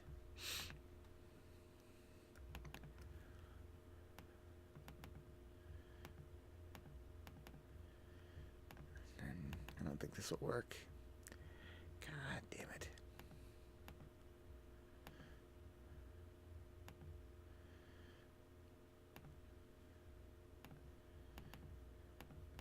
Everybody roll. Wicked. All right, Yinkin, you are up first. I have Shillelagh at the ready, and as soon as one of them attacks, gets within melee range, essentially by attacking one of us, I mean, they're all within melee range of you. Like, they're that close. No, I know that. I'm saying I won't attack first, but the second one of them attacks, I'm going to hit it very hard. Okay, all right. And Gabriel. more or less say, just walk away. Kind of regarding them on edge, I'm gonna twin this. I know people don't like it, but I'm gonna do it. Okay, so it's going to hit 2 of them. And I'm gonna say, you know that we're on an important mission. You need to walk away from this fight. Okay, what do they have to roll? They need to make a wisdom saving throw, DC 15. Okay. I'm just going to... DC 15. They both fail. So I think they'll respond on their turn, will they not? Yes. Okay, all right. Giselle. I'm gonna break out Scorching Ray Okay. on the one nearest me until it dies. Okay. 16 hits. So 3. Hits. Is it dead? Yes. Then the last one is for the next closest one to me. That does not hit. Well, crap. Now it is their turn. 2 of them sort of just like begin shaking their heads, and they just sort of like look at each other and like kind of pull their spears up and just literally spin on their heels and begin to walk away. Like they're just walking back the way they came. They don't say anything. They don't make a noise. They just walk away. There's 3 left. Excuse me. One of them is going to... Oh, I guess I should just roll for it. God, there's a lot of you. 6. There's technically 7 of you now. 1, 2, 3, 4, 5, 6. Is one of them is going to go for Aglaya. And then the other ones, I'll just roll quick 3. Bob's the one that goes for Aglaya. Well, the first one's going to attack Aglaya. The second 2 are going to attack Gabriel. So Aglaya first. I didn't kill one of them. There was 6 total. You killed 1. Okay. 2 of them seem to be out of the fight, but there's still 3 left. This one is going to attack Aglaya. It's going to try to bite her. And then it attacks with its spear.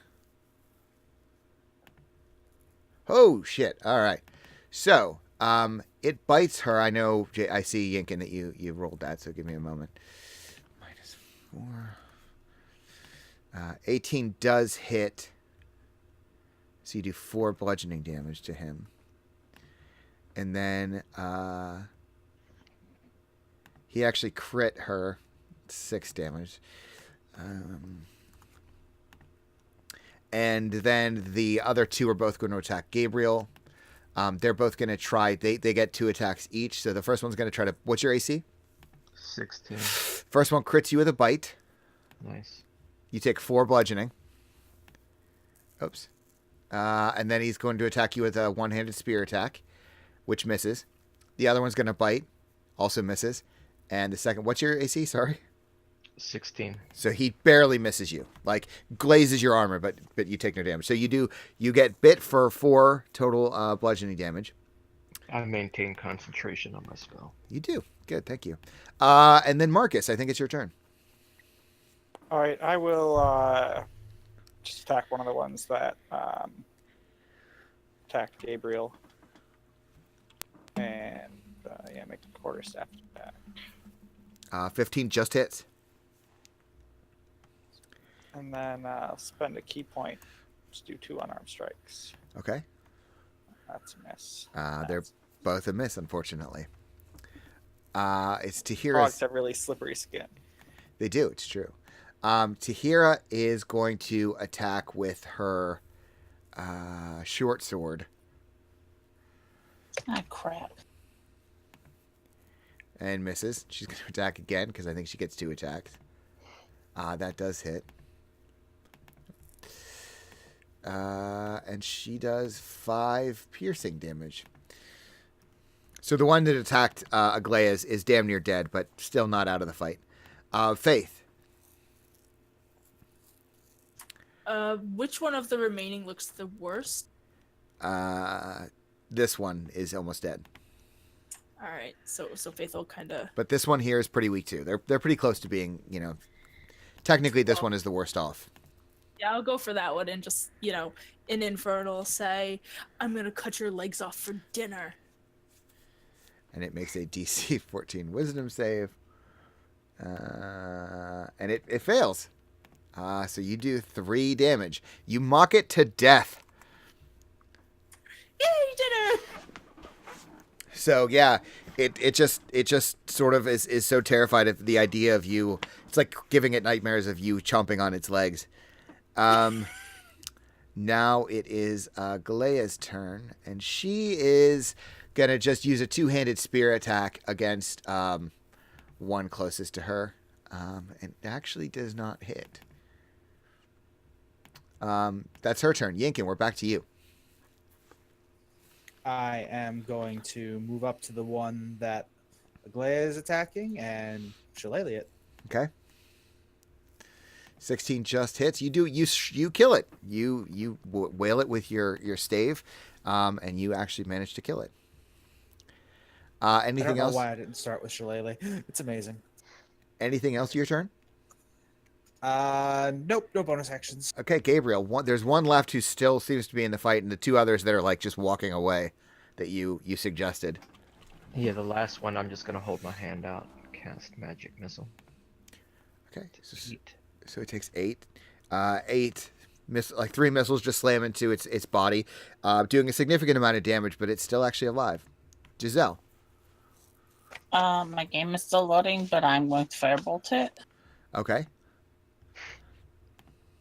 Unfortunately, I can't roll that. You can roll that for me if you want, though. Yeah. Did you actually roll a d20?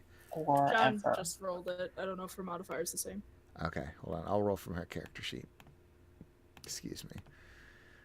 My game is taking forever to load. Giselle, character sheet. Firebolt. Firebolt. Oh, no. So, no, unfortunately, you miss entirely. Yeah. Marcus. All right.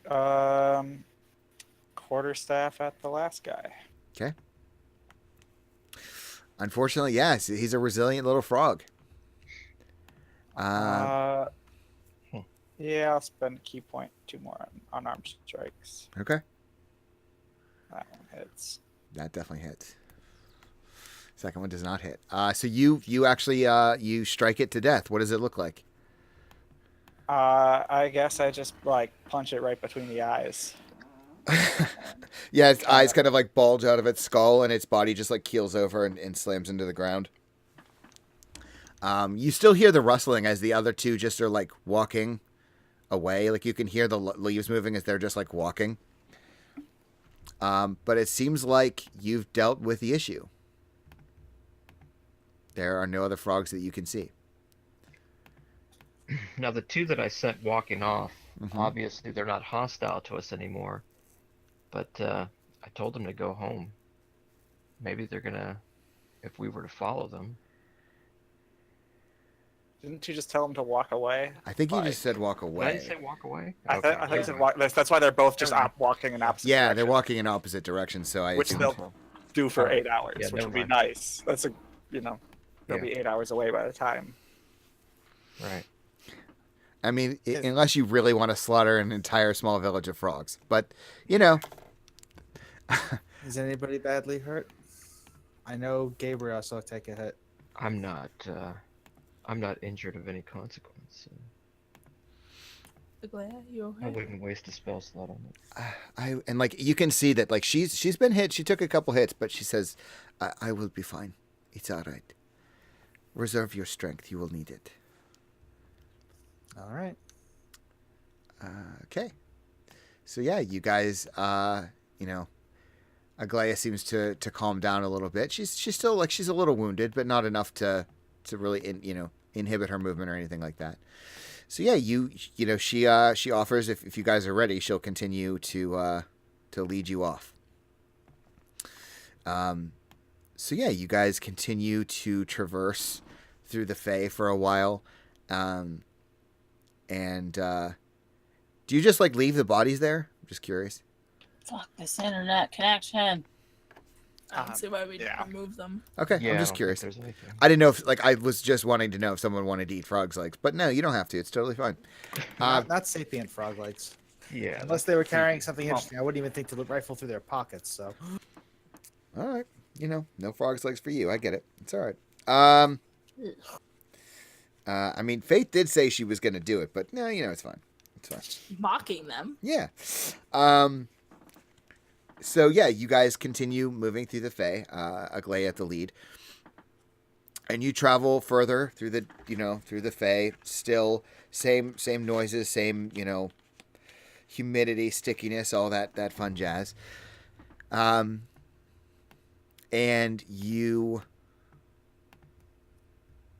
been traveling for 8 hours, 9 hours. I mean, it's been a long day for sure.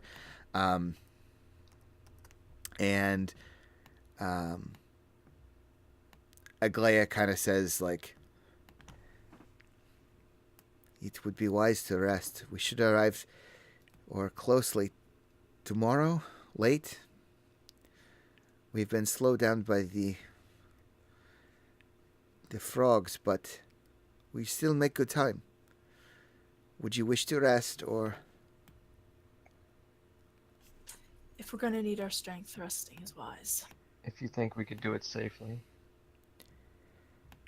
This is dangerous territory. The closer we get, the worse it will get. But... We'll post watches. Okay. All right.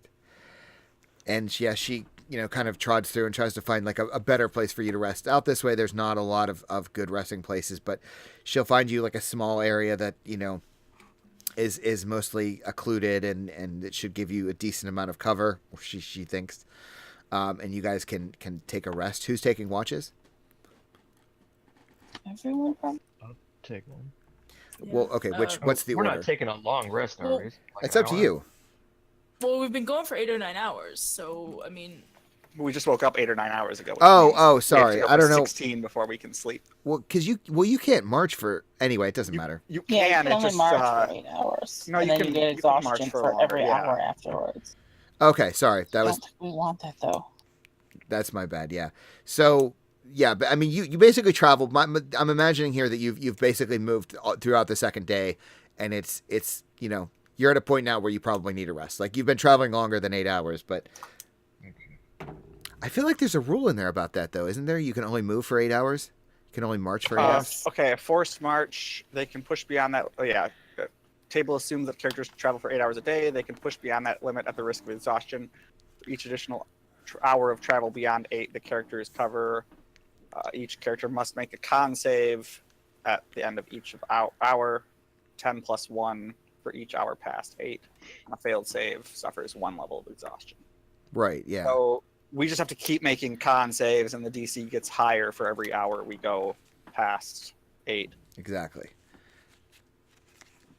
So we could do that before, I don't if any of us gets a point of exhaustion, then we take the long rest. so you want to try and at least push 1 hour? Uh, beyond? I don't want to think- keep going. I don't think timeliness is important. Otherwise, we wouldn't have slept overnight before heading out here. I mean, if we're just gonna move 1 extra hour before, I don't think that's gonna benefit. Yeah. You'll still get there tomorrow. Like that's... Alright. Might as well just rest. Yeah, I don't think it would be worth risking going into exhaustion. Okay. I mean, if we get a point of exhaustion, we just rest. Then I don't see any loss to pushing on another hour, and then another hour after that if no one gets exhaustion, and then continually until we get the first level exhaustion, and then we rest. But knowing us, we'll get that first level of exhaustion at the end of the first hour. We're still an hour further. But ultimately, will it make that much of an impact? Again, if our guide already said we're gonna be there tomorrow, I don't see. My original thought is she said late tomorrow, and I was thinking the earlier we get there, the better. But it's getting darker as we get there anyway, so that's not going to affect how soon we get there, I don't think. And especially with the Fae, where we've learned that they don't exactly have the same kind of sleep cycles we're used to. There's no harm in stopping now and moving on tomorrow. Well, if we're gonna if it's gonna get more dangerous, and we take a long rest now, and we find something very close that again uses, makes us we have to fight and use some of our abilities, and by the time we get there, I think we should keep covering more ground, and Marcus thinks so too. He's pushing for that. I mean, he's not going to go by himself, but he's against just stopping right now.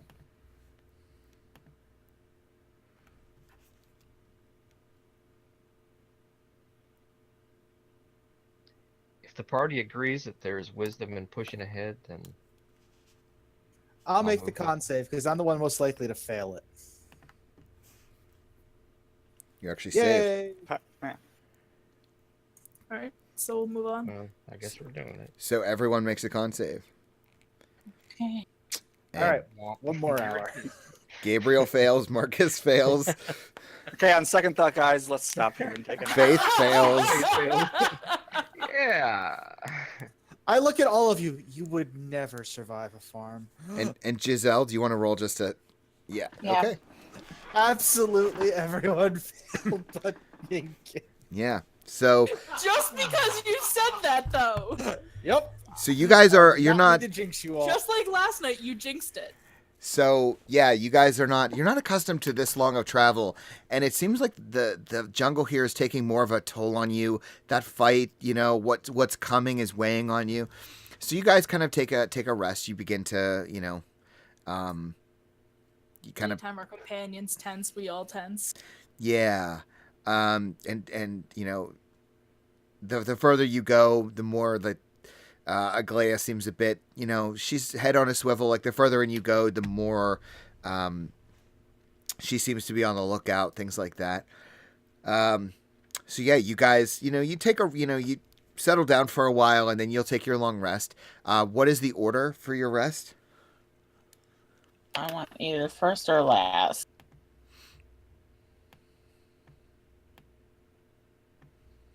Elves take the first two and then divvy up the last two. Sure. Marcus and I can take third, I guess, and then Yeah. Sure.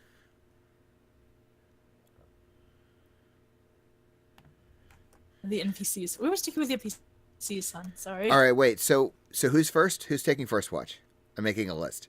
Me and Yinkin. Who's taking Correct. second watch?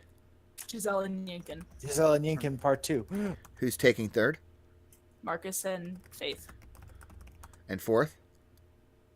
Gabriel and whoever wants to do it. Tahira or Okay. All right, sure. All right. So, yeah. So Yinkin and Giselle, you're taking first watch while everyone else begins their rest. Why don't the two of you make me perception checks? Do you want me to give you or the other way around? You're Or gonna- do Oh, you I should want have to thought do two about that. separate? Do 2 separate because I completely forgot about that. I already rolled. Oh, you guys both rolled 14s. Way to go. Okay. So, give me a second here. You should probably also roll for Mr. Sprinkles. I don't remember. Like, I feel like you haven't summoned him in a while. Like, you put him away. No, he's still alive. I didn't Maybe say he put him wasn't. in the pocket. Yeah, he hasn't. I remember him hating this place. He does hate this place, yeah. Okay.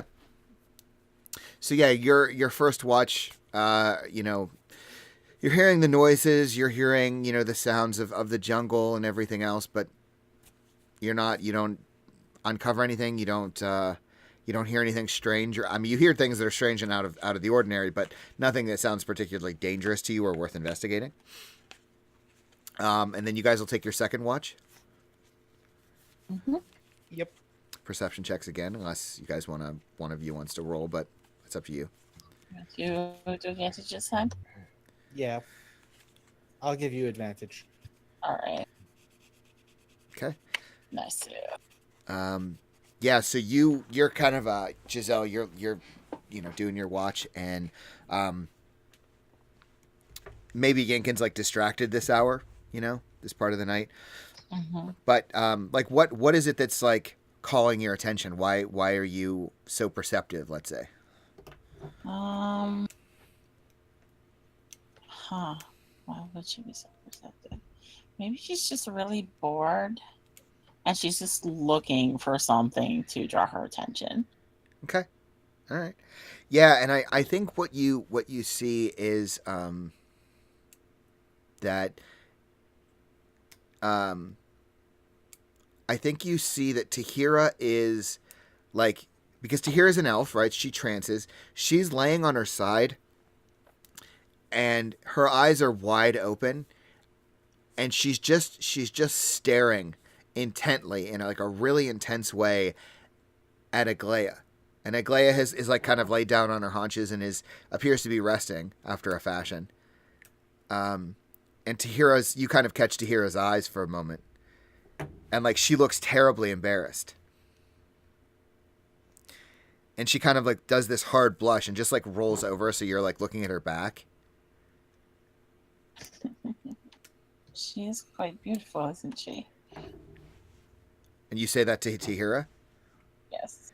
And she kind of like subtly like rolls back and looks at you and she says,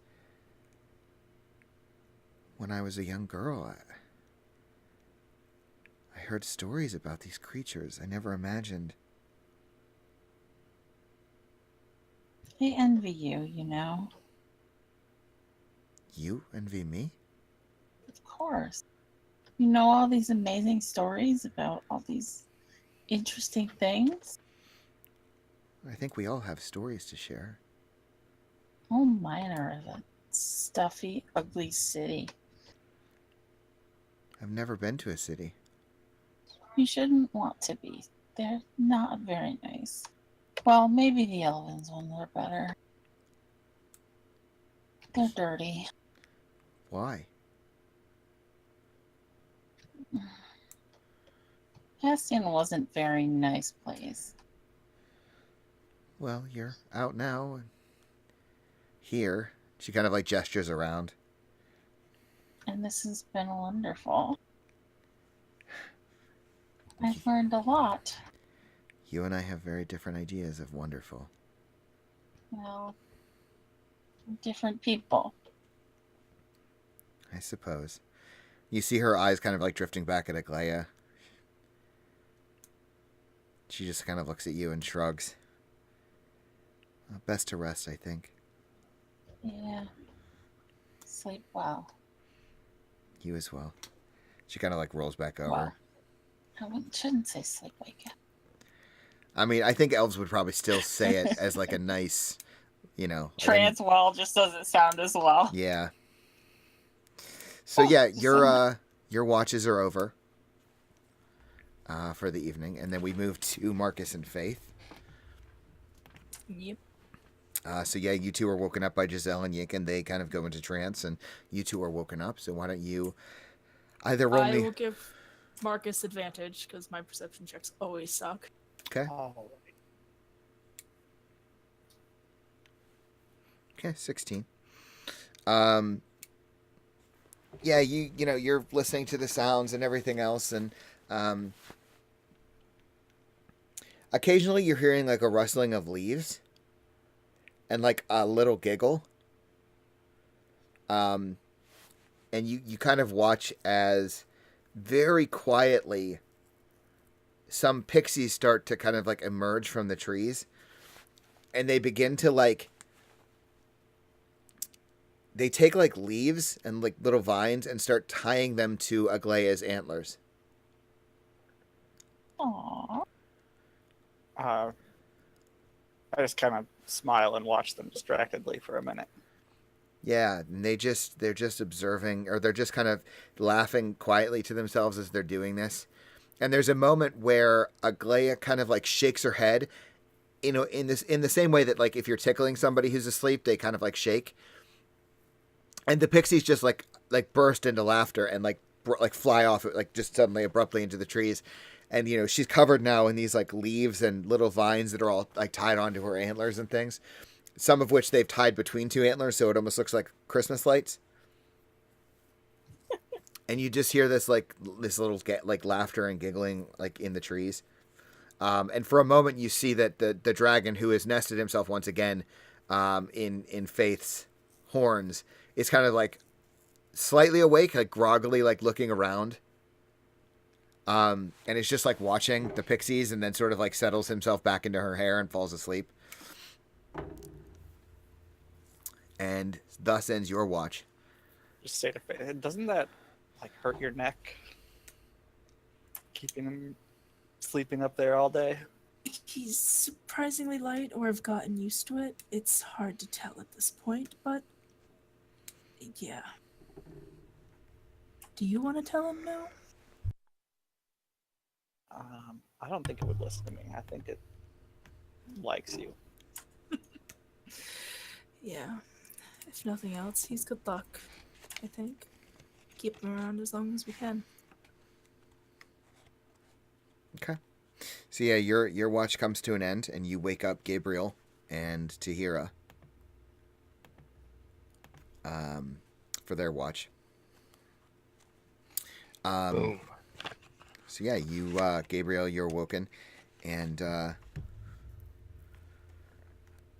yeah, why don't you make me a perception check? Tahira will make her own. I did. Oh, that's why you said boom. Good job. I think I'm paying a lot of attention because the last time I was on watch with Tahira, she wandered off into the woods. Yeah, right. So it's interesting, right? Yeah. Because Tahira's pretty perceptive too. Like she seems to be paying attention. You know, you're both kind of like keeping your eyes peeled. You're on one side, she's on the other. And as the two of you are you know taking your turns, you start to hear a rustling in the trees, which you've heard. Doesn't seem uncommon. And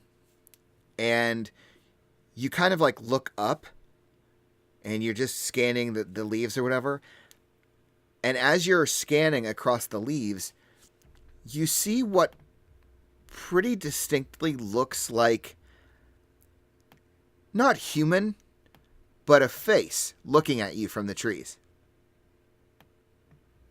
And Tahira kind of spins on her heel and sees, she doesn't see what you see, but she sees you respond to it. Like she hears something, whatever, and then she turns to look at you. And you clearly saw a face that was like staring at you from the leaves. And then like when you sort of like try to find it again, it's gone. But it didn't look like humanoid. It was just. It looked humanoid. It didn't look human. Okay. I kind of nudged it to Tahira. Obviously, if she saw what I was looking at, I kind of motion. There's something in the trees. Should we wake the others? I don't want to jump to any conclusions. There's been a lot of stuff out in the Feywild. Not everything has been malicious towards us, we'll say. I think we should be cautious, but until it acts, I don't think we need to wake everyone yet.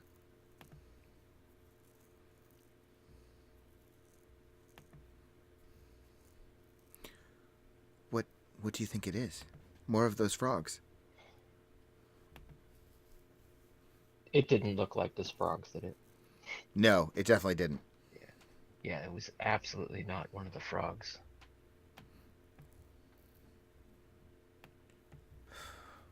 She did say the closer we got, the worse it would get. It's possible that it might be a scout from the tower. But of course, I mean, it could be anything at this point. That's not very, very reassuring. But I suppose all we can do is watch and wait. I want to pick up a rock at my feet or a stick. It doesn't really matter what it is. I'm going to cast light and throw it into the tree where I saw the face. Okay. All right. Why don't you give me a... I guess let's just say, I'm thinking attack roll. Just like A D, just, I don't know. I'm thinking just like, dex. yeah. Just try to get it where you saw the... Bam. You hear a shriek. Like a "Ugh!" sound. As your rock flies through the leaves, you once again see the face. And Tahira's looking when you do this, and she sees it too. And you see this small humanoid-looking creature's face as the light from the rock passes it, like obviously very clearly. Again, it looks humanoid. It's got really pale skin, like yellow eyes, and like as you see it, like it recoils from the light. It's got these like really sharp teeth, these yellow eyes, this like oversized nose. And then your rock like flies past, and the light sort of gets eaten up by the leaves and the foliage and things. And for a moment, you're kind of like, you're sort of staring at it because now you can see it and it hasn't moved. And then it's going to try to like disappear into the foliage. So why don't you give me I mean, if you want to try to do something, but it's going to try to like roll stealth if you want to try to perceive it or do something else. I'm gonna fire a magic missile at it. Okay, sure. You can do that. So yeah, you do 11 damage. You are so cruel. So you do 11 damage to this creature. Let's see, minus 11. It stumbles and falls out of the trees. The rest of you hear this sudden jerking. You hear the breaking of a branch as this thing's body slams into the ground. And then sort of from the darkness, not where that creature was, you hear what very clearly sounds, I don't think you understand it because you don't speak the language, but it sounds like a language maybe that you heard the Al Said speaking or something. It's not quite Elvish, but it sounds like Elvish. And it, again, this is kind of from behind you. You just hear the sudden sharp exchange of words. And that thing crashes to the ground. The rest of you wake up suddenly hearing I'm this. shouting at this point. We're under attack. You are indeed under attack. So why don't y'all roll initiative? And some of you are going to have... you're just going to be waking up, getting under attack. Did that not roll? Well, thankfully, none of us wear armor. It's true. I wear armor. I do. Well, Use none the of you- magic. None of you wear plate, I think was the... Yeah. Yeah, I wear light armor. You're allowed to sleep in it, and I do. I think you're allowed to sleep in your heavy armor. It's just not. Restful. Yeah. Oh, wow, okay. Yeah, well, she was awake, so that makes sense. Okay, did everyone roll? Yes. Okay. So Gabriel, yeah, you hit it with this magic missile. You wake up everyone. You have a moment here. You were more prepared. You were ready for this, obviously. What are you doing? I'm going to continue to target the one that fell out of the tree. I'm going to shoot a firebolt at it. 13 unfortunately does not hit. Your firebolt just sort of flies off, and you see as the firebolt, like again, passes that thing's face, it's looking at you. It's very clearly hurt, but your firebolt does not contact the creature. Marcus. At this point, you don't know what's going on. You know you're under attack. You don't know from where. But so I saw Gabriel shoot a firebolt in a Now, direction. my stone should still be lit. Well, right, but what I had described before was that the rock like went through the leaves because obviously like it didn't just stop there. So yeah, Marcus, you did see him fire that firebolt through the jungle, so that would give you maybe a clue. I'll jump to my feet and kind of look around, see if I can see anything else aside from whatever is fighting or whatever Gabriel is focused on. Sure, give me a perception check. Sorry, my rolls are going very slowly now, so I might be... Oh, Jesus Christ. That took forever. So, you do see from behind you this other creature who seems to be like crouched and kind of waiting, and it's staring out at you. It's behind you though. It's not the one that you saw Gabriel fire at. And this one does have a short sword at the ready. Well, yeah, I will just kind of shout out. There's more than one of them, and move towards that one to make a quarter step attack. Okay. That definitely hits. That 5 bludgeoning damage. And bonus action unarmed strike. Hits. 6 damage. Okay. Yes, you slam into this thing twice. You definitely do some damage. It's still alive. It's still pretty good though. And as you're kind of attacking, you sort of hear from a few feet from you the sound of another sword being drawn from its sheath. Tahira, it is her turn. She is going to pull out her bow. She's going to fire at the one that Gabriel fired at with her longbow. And she hits him. She does. Yeah, she kills him instantly. He's on the ground. Oh no, she would have disadvantage. She hits anyway. Yeah, she kills him. The arrow just like sticks right through his chest and kind of plants him into the ground. And he is dead.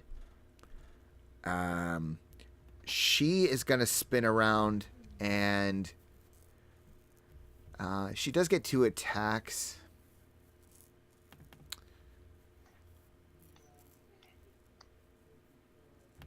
I'm just going to make a perception check for her to see if she sees, Marcus, what you're fighting. To see if she would see it. I feel like that's a yes. So she will try to... and she misses. So, like, a longbow whizzes past your head. Or a longbow. An arrow whizzes... She just Try throws... shooting the arrow next time. She just throws her bow. Yeah, exactly. She throws her bow into the jungle. You're like, what the fuck is wrong with you? And she misses entirely. So now, Giselle, it's your turn. All right. I guess whichever one I can see. Why don't you give me a perception check? All right.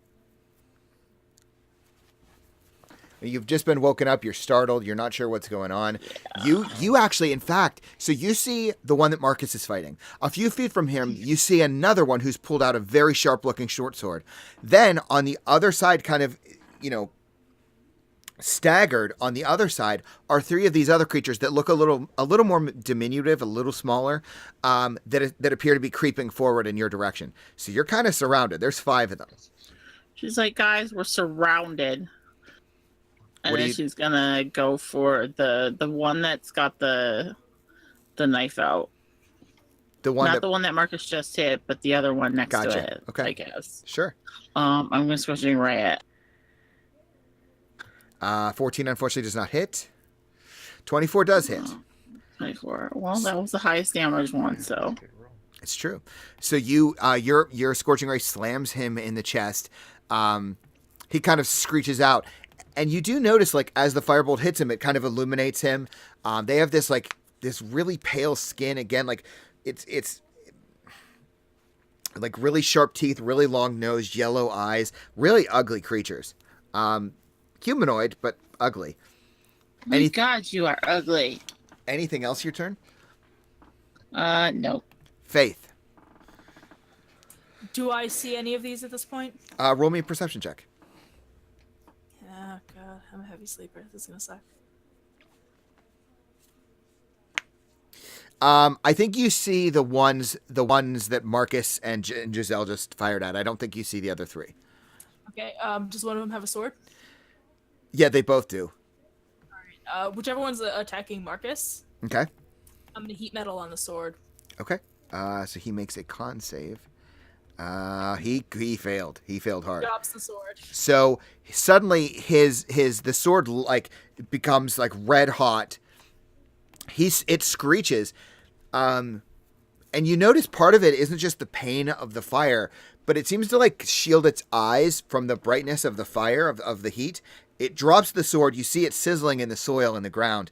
And it just screeches and like is clearly panicked, and it sees the burn on its hand from holding the sword. So yeah, he is swordless and burned. Anything else your turn? Bonus action, I will inspire Yinkin with something witty that I can't come up with. Son of a bitch. You gotta say something. What do you inspire him with? Go fuzzy bear butt! And combat immediately stops because what the fuck was that? No, I'm kidding. Okay. So It's a reference from another game, and I just my brain. sure, yeah, all right. So now it is the creature's turn. It is the ones actually not attacking Marcus. There's the three other ones, and they sort of like emerge from the darkness, and they are going to start attacking as soon as I make some rolls here. Let me just control copy this. So the first one is going to hit Faith. The second one is going to attack Tahira, and the third one is going to get Giselle. So we'll deal with Faith first. So it is going to emerge, and you didn't even see these things. You had no idea they were there. It is going to try to slash you with a dagger. Before, I have Flames of Felagos active as well because I did do a fire spell. What does that do?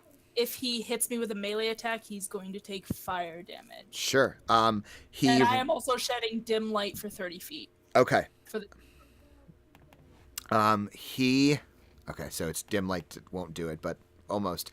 So he rolled a 22. That hits. You take 4 piercing damage, and he will take 4 fire damage. On top of that, I am going to react with Hellish Rebuke. Okay, sure. 14 dex save. Shit, they woke up the wrong person. Oh shit, what happened there? She's cranky. Dex save. 14. Much like in real life. He actually does save, so he takes half, I assume? Yep. Okay, so he still takes 6. So that's a really good hit. It burns him, but he is not down. Not yet. The next one is going to attack, I think I said Tahira. So he's going to attack with a dagger. Hello, what is happening here? Sorry, roll 20 just got kind of weird on me. Hello. I can't scroll down this thing.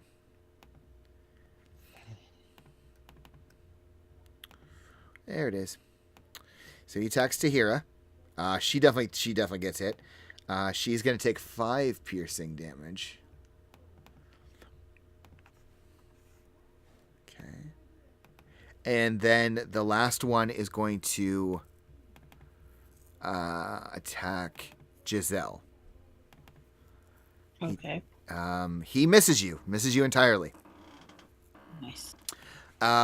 Okay, now it is Aglaea's turn. She's going to pull out her bow and shoot at the one that is attacking Marcus. I don't think that hits. It does hit. She does 8 piercing. So Marcus, you see this one take a bow to the back or to the side, like as you hear the twang Quit of throwing bows around. and but her bow actually does some good damage.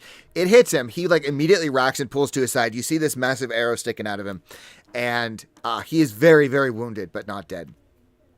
And she only gets 1 attack. So Yinkin, it's your turn. Seeing all this, get up, grab a bow and fire. Who are you firing at? The same one that was attacking Marcus. Okay.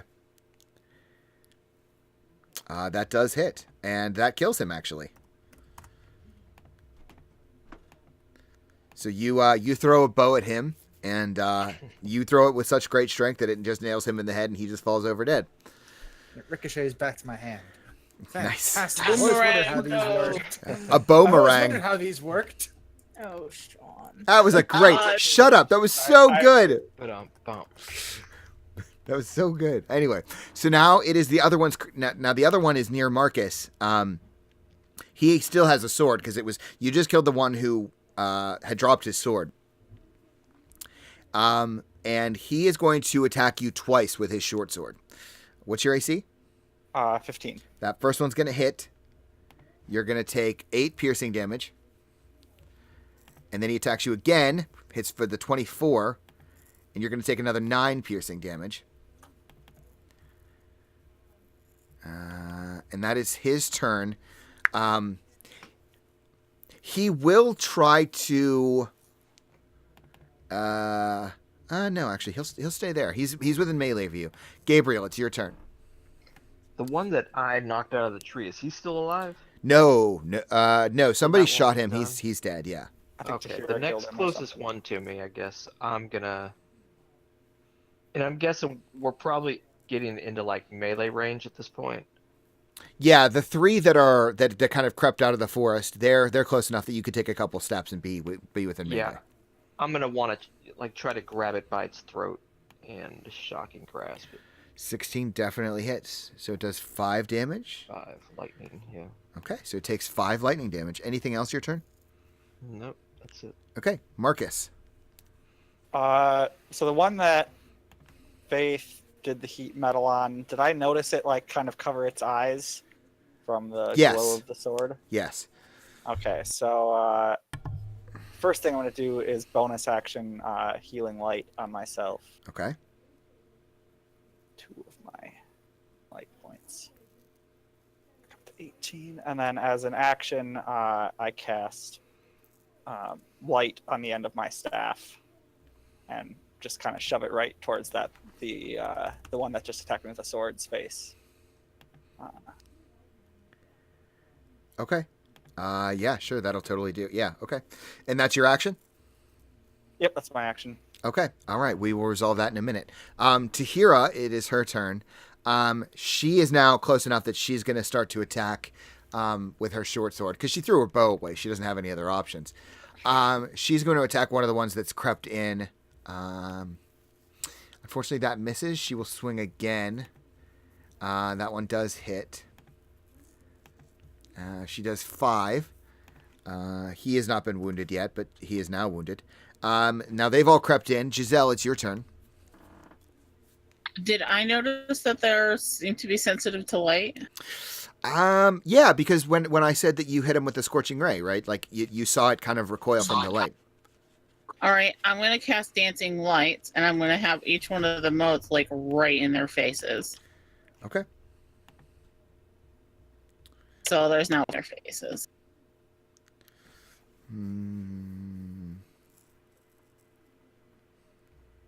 Dancing lights is dim light. Yeah, It that's has a mechanical. that's what I was looking at. Yes, thank you. All right, Faith. Question DM wise. Mm-hmm. Heat metal's concentration spell.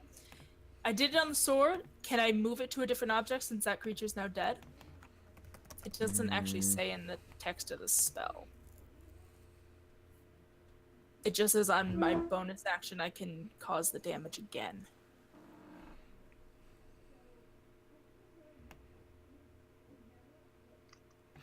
I feel like we might have to see if Jeremy Crawford's written about it, but my suspicion is that you would probably have to recast it again on a different object. That's fair. All right. I mean, you could just take the one that's on fire, stab him with it, and then as a bonus action. But yeah, I think for the moment we'll say no. You'd probably have to recast the spell. Okay. Then scrap that for now.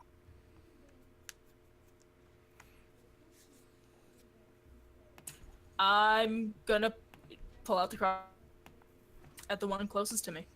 Okay. That actually does hit. So you do 5. Huzzah. You have 5 piercing damage. Anything else your turn? Nope, that'll do. Okay. Those three creatures are still alive in kind of the middle of the area there. The first one is going to attack Aglaya, actually. He's going to make a melee weapon attack. He definitely hits her. She takes 4 piercing. The second one is going to go after Giselle. Melee dagger, 17 hit. Oh, she went AFK, huh? What is her AC? I know she usually does mage armor, so Mage armor would be 16. I think she has a dex of 16. So. well, her AC is 13. Okay. So what does mage armor do? Mage armor puts the base at 13 plus your dex Yeah. modifier. So it would be 16. So it actually, I think, does hit. So she'll take 7 piercing damage. She almost never takes damage. It's fine. And then Oh, me? yes, you. She almost How much never did it hit me dies. for? 7 piercing damage. Did it hit me for higher than 16? Or no, not 16. It hit. It rolled a 17. A shield. I was gonna say you could shield if you want. You'll just have to burn the spell. Yeah, shield. Okay, so you re-add 7 to your Okay. health. And then the last. Sorry, I had to pee real bad. I know. Sorry, we haven't taken a break, and I'm aware of it. I'm sorry. And then the last one is going to attack Gabriel. 1, 2, 3. Yes. Gabriel, do you? I think your AC is what, 16? 16. Yeah, so it misses you with a 15. So it kind of swipes at you, but you just easily move out of the way. I'm choking it, so. Yeah, it's like trying to stab at you, but can't. After being like shaken by lightning, it's like jittery and can't find its target. Aglaea's turn. She's probably gonna try to spear one of the ones in the middle there. Unfortunately, she misses. She's taking some damage. Yinkin. I'm going to go after the one that is that attacked Aglaya. Skip the longbow, shillelagh the staff. 14 just hits, and 11 actually does kill it. And a cudgel crushes its skull. Okay, excellent. Now it is the other creature's turn, who is now his eyes are being burned. You can see very clearly, Marcus, the skin of this creature. Excuse me. This nasty skin, the nasty teeth, the yellow eyes, this ugly, ugly creature. It's got kind of a hood up over its face. Some of its skin almost looks a little diseased. Like it's got these weird kind of dark red patches. And it, oh shit, I was ignoring that one thing, but we're not going to go back and deal with that. So, he actually is going to cast a spell. Very abruptly, and this is most noticeable to you, Marcus, because you've got your staff out, you've got light on the end, and it's clearly burning his eyes, and he just like raises his hand very quickly, and the entire area is just abruptly, this sphere of darkness just emerges from him. It completely engulfs and wipes out your light. Okay. I still see him just fine. Actually, a creature with dark... Oh, that's right. You can see through magical darkness. That's right. Yep. So, yeah, he's suddenly standing there, and he goes to bolt. Like, he's going to try to run. So, I think, Marcus, you're the only one who can probably see this. Yeah, I'm sure.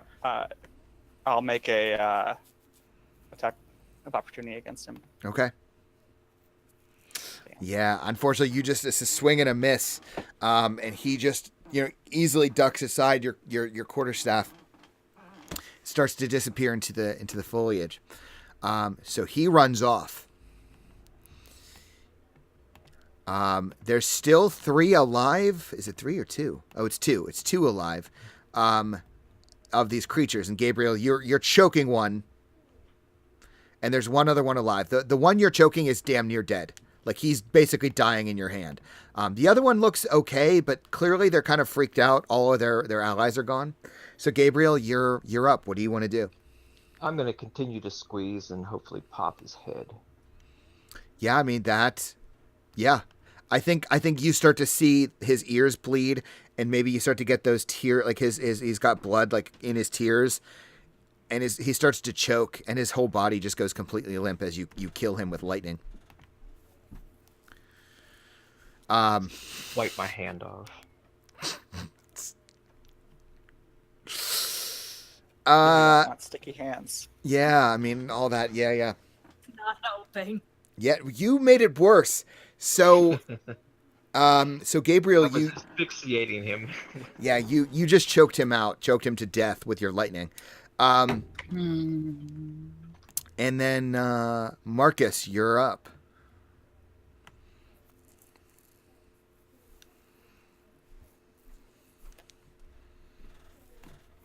Conrad. Oh, sorry, I was muted. I guess I'm gonna move after the one that was running away.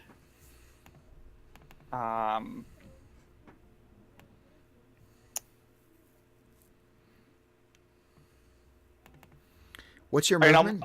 40 feet. That's what I thought. Okay. So unless he took the dash action, I'd probably catch up and around. And as I'm moving too, I want to try and notice, is the darkness moving with me? Like, did he cast darkness on my staff or just in the area? Because I know the darkness spell moves with the object that, you know, if you cast darkness on a rock and throw it, it works just like casting light. No, on he a cast rock it. and He throw cast it on the area to kind of Okay. create a wall. What he assumed would be a wall of darkness between you and the rest of your allies. So it's still behind. So the others of you, you see this darkness, but Marcus, you're on the other side of it. You can clearly see him.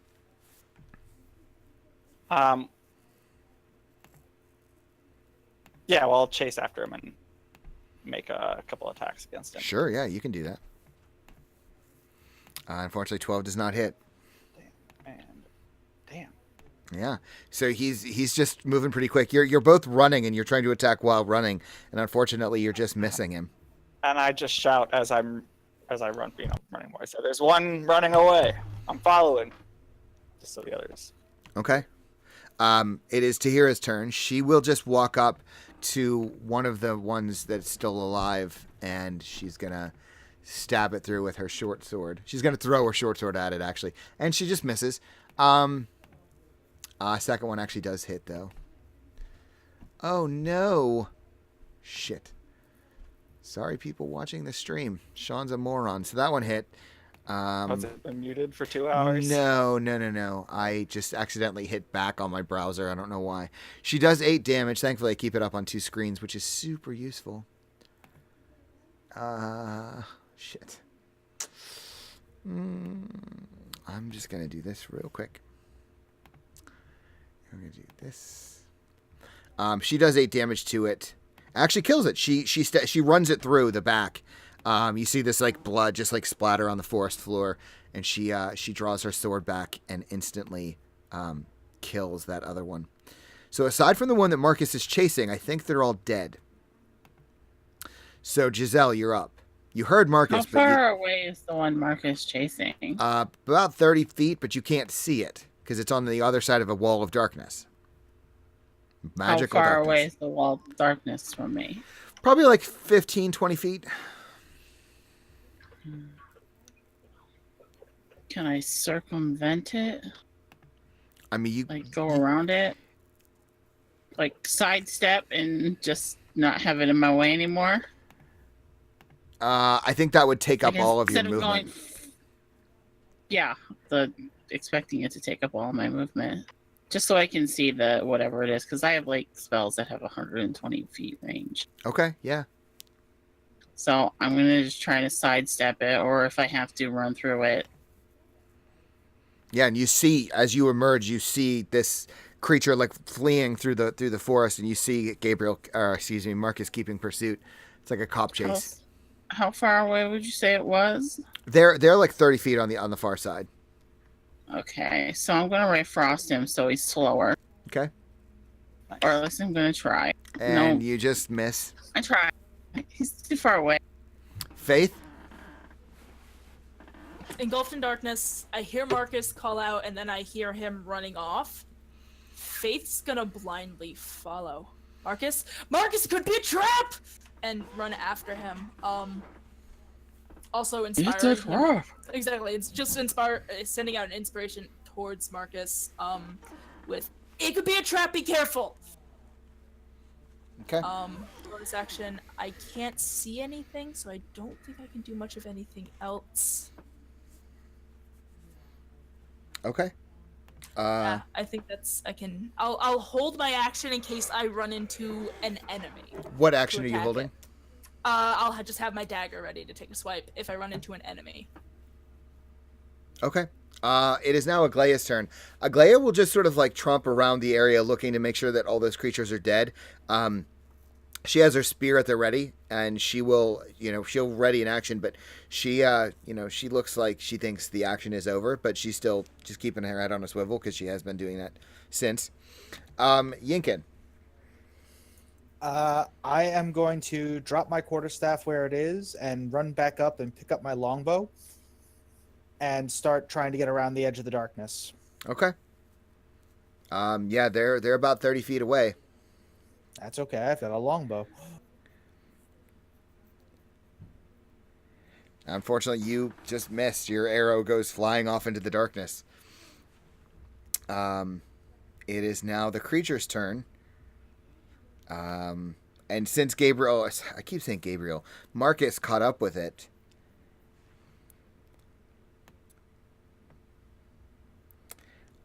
It is going to attack you twice with its short sword. First one rolls a 20. You take 9 piercing damage. Ow. And then it rolls a crit. Ow. You take 10 piercing damage. Wow.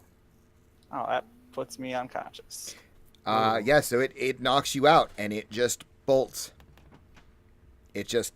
You see, those of you behind just suddenly see Marcus's body flop over, and the creature continues to flee into the dark forest. I'm going to keep pop-shotting it as long as I can see it. So am I. Well, do you guys want to just say it gets away, or do you want to keep going through the rounds? Because we're going to have to keep going. I was about to magic missile it. Okay. We're not letting this Murder get it away. dead. All right, well, magic missile first. 9. Okay. That hurts him, but does not drop him. Marcus, death save.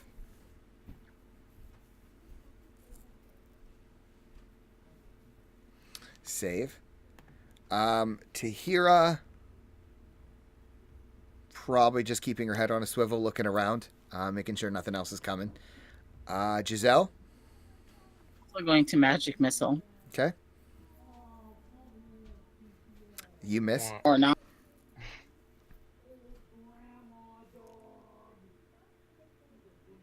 Do you want to... The only one capable of missing with a magic missile. Wow.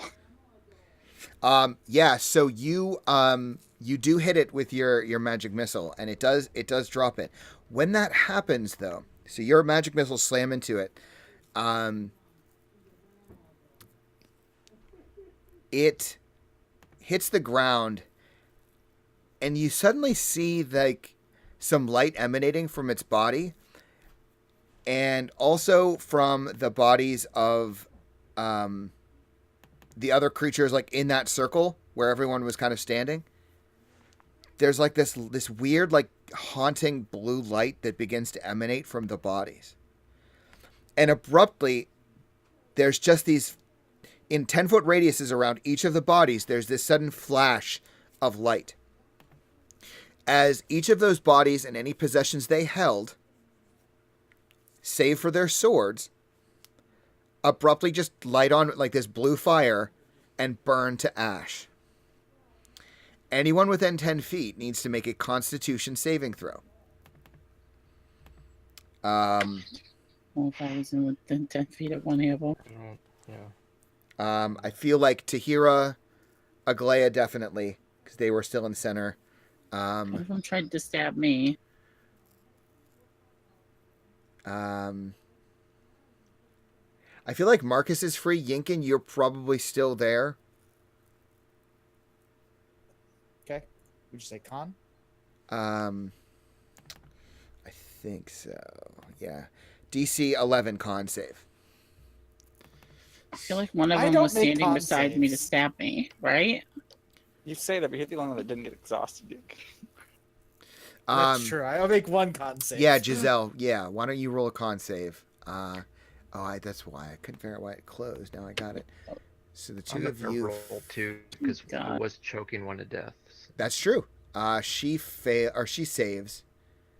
Oh God, good God, what is happening here? Oh, that's why. Hello. Tahira. Constitution save.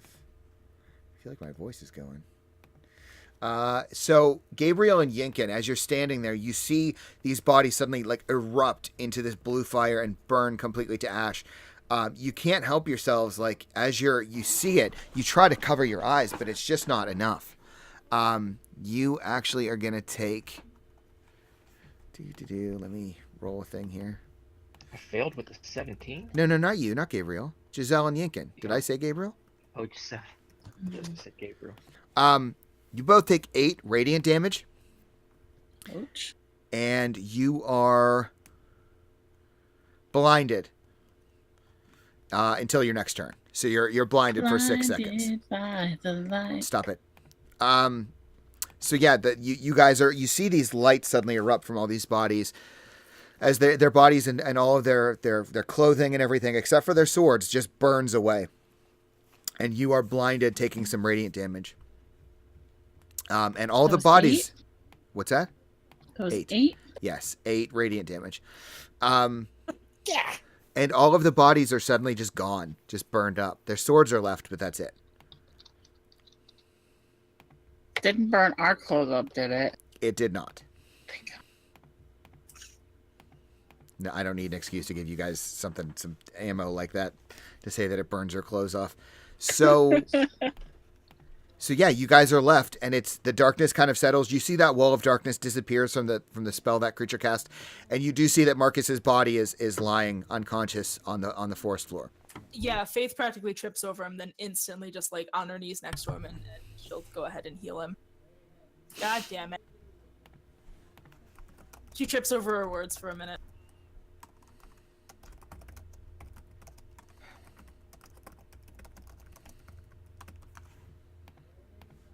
Interesting. Okay. Yeah, so you, Marcus, you are restored to consciousness.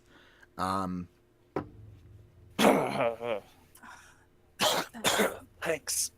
That was stupid. Probably.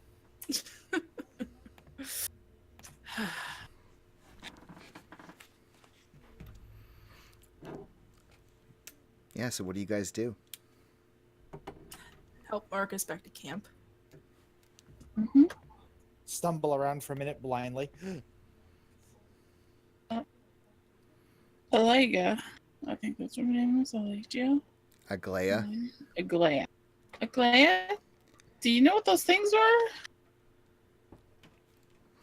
They are abominations. Evil creatures. I told you, I warned you about this. Weren't the crows, though, yes. No. And she again, like, looks at you a little cockeyed, and again, she takes her hand to her face and makes a beak. She's like, no, not crows. No, you see, no beak. Anyway, I'm gonna wander over to Marcus and give him some healing, just because 7's a bit, but not a lot.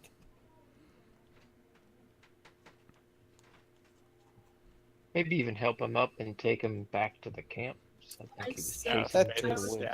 yeah. Yeah, I said I was helping him back to camp. Mm-hmm. Yeah. That was a fun way to wake up. So Yes, my watch Things is were over. ugly. Yeah. Thank you for actually seeing them. I don't think I would have. I can't help but think if I hadn't seen them that they may not have attacked. I think they might have just been watching us. Might be better Well- this way. Yeah, they can't report back this way. Yeah. Besides, the one you didn't attack already had its sword out when I saw it. They also seemed to not like the light, so Maybe going forward on watches, we should light a few torches or something. Do we have any? In this half light, I think that might be more of a beacon than anything.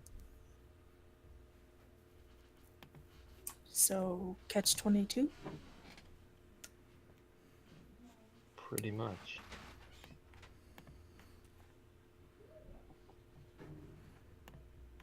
Okay. So you guys, yeah, you're left.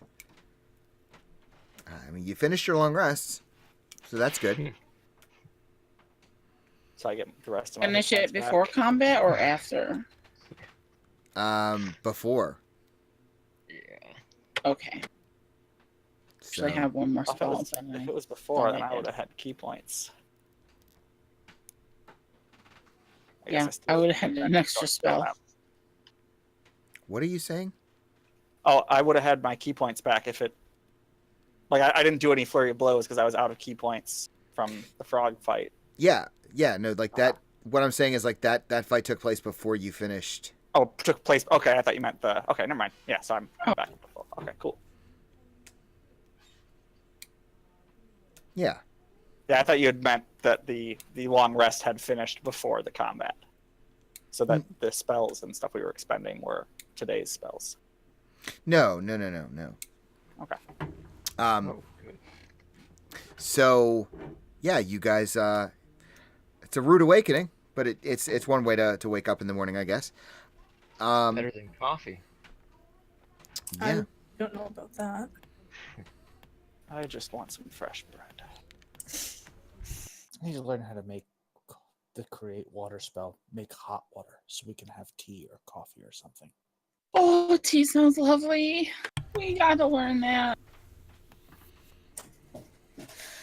Wonder if I can enchant a teapot to always be hot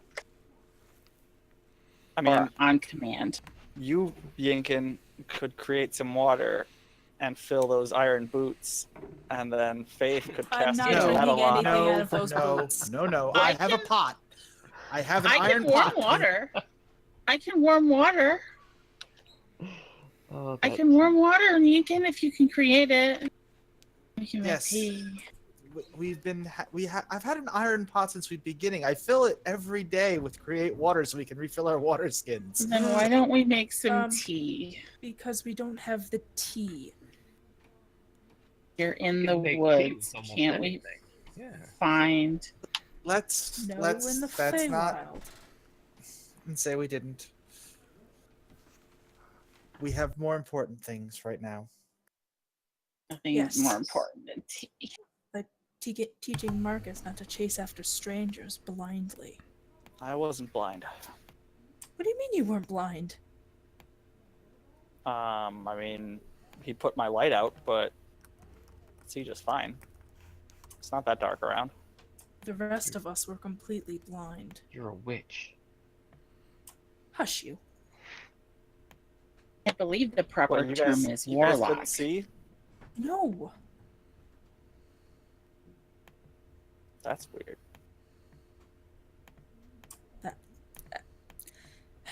What am I gonna do with you? Maybe you're one of them. Has the darkness corrupted you? They were able to see through the darkness, it seems, as well. Yeah, but they also didn't like the light, and I was fine around that too. I'm more concerned about you, Gabriel. That was pretty awful what you did to that thing. What's that? You strangled it to death. He was trying to kill me. Yes, If you but tried to kill me, I would probably do the same. in that gory of a manner seemed excessive. The same result.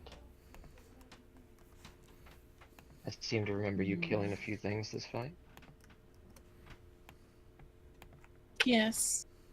I killed them with quick spells.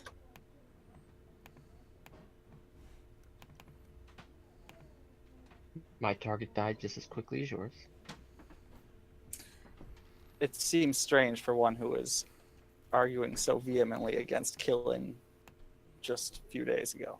I could have let them in and said nothing to you guys. Is that what you're saying? You It wouldn't was just have so wanted me to fight? violent.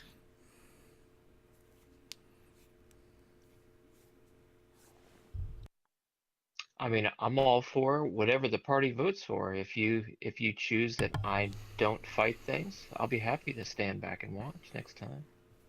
I don't think I that's think what you're they're saying. missing the point. I think I am.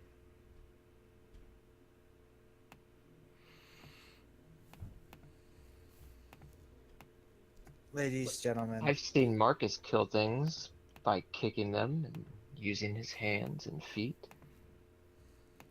Is that any different? Just because you're standing at a distance and doing it, as opposed to doing it up front, face to face? What's the difference? Is there a morality difference? I mean, Killing is Yes. killing, from My- what I have no qualms with the way you killed it or killing other things. I just find it odd that you were so against killing the killing Sam when that was clearly a threat as well. He wasn't fighting us. He surely He wanted was to. threatening us. Words are one thing. If someone's standing in front of me calling me names, I'm not gonna try to murder it. Are we really disputing the difference I between don't dispute making that you had the right to making kill it. idle threats? He was They tied weren't up. idle threats. We were just though. going to kill him. I We don't should've, dispute yeah. that you had the right to kill it, but you choked it to death in such a violent manner seems so strange considering you profess to be such a kind and gentle soul. When have I ever said that? You've always seemed to put off that kind of air. Giselle, you of everyone here should know why I was removed from Bastion. What is it that I do? What is it that the Azamar do? What are we good at? What are we best at? What are we known for? Being diplomats. There you go. So it's all a front. Since day one when we left the gates of Bastion, Marcus even knows this. When I was cheering us on while marching, Marcus turned to me and said that I was doing a good thing. I told him up front, I wasn't doing it to be nice.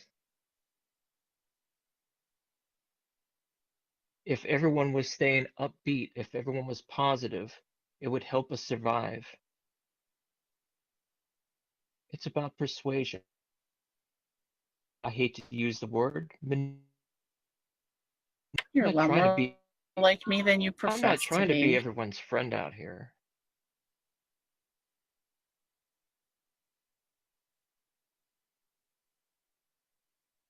We all have that side of us.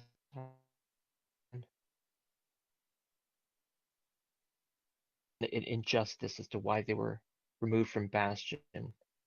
I know what I But did if was you wrong. look deep inside, each of you, I'm certain that you'll know exactly why you're no longer in the city.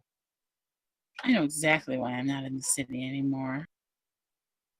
And I know why you're no longer in the city either. I was a very bad girl. so I was separated. I did something wrong by having a gift I don't understand. Is that what you're saying, Gabriel? Out of curiosity. You haven't been very vocal about your reasoning for leaving. It's But actually very simple. again, They caught me using magic. I Well- caught my sister using magic when she was 15. Do you think this happened to her as well? was she removed from the city? I have no idea what happened to her. What do you mean? You didn't see her afterward? They took her from us, and I haven't seen her since. Hmm. She fireballed the marketplace. On accident, of course.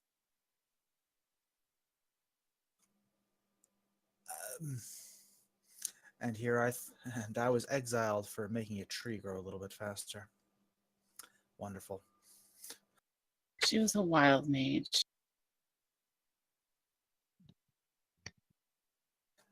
Regardless, we're up. Let's get moving. I think this is an enlightening conversation. I just kind of smile. It is. You're a lot This is- more like me than I thought you were, Gabriel. And she This just is kind of actually- smiles at you. This is actually the most we've learned about one another in weeks. No one asked. Well, what about you, Marcus? Why are you out here? He told us that. I You chose. volunteered. You There's something volunteered as tribute. Yeah, to save my little sister. I've read that story too.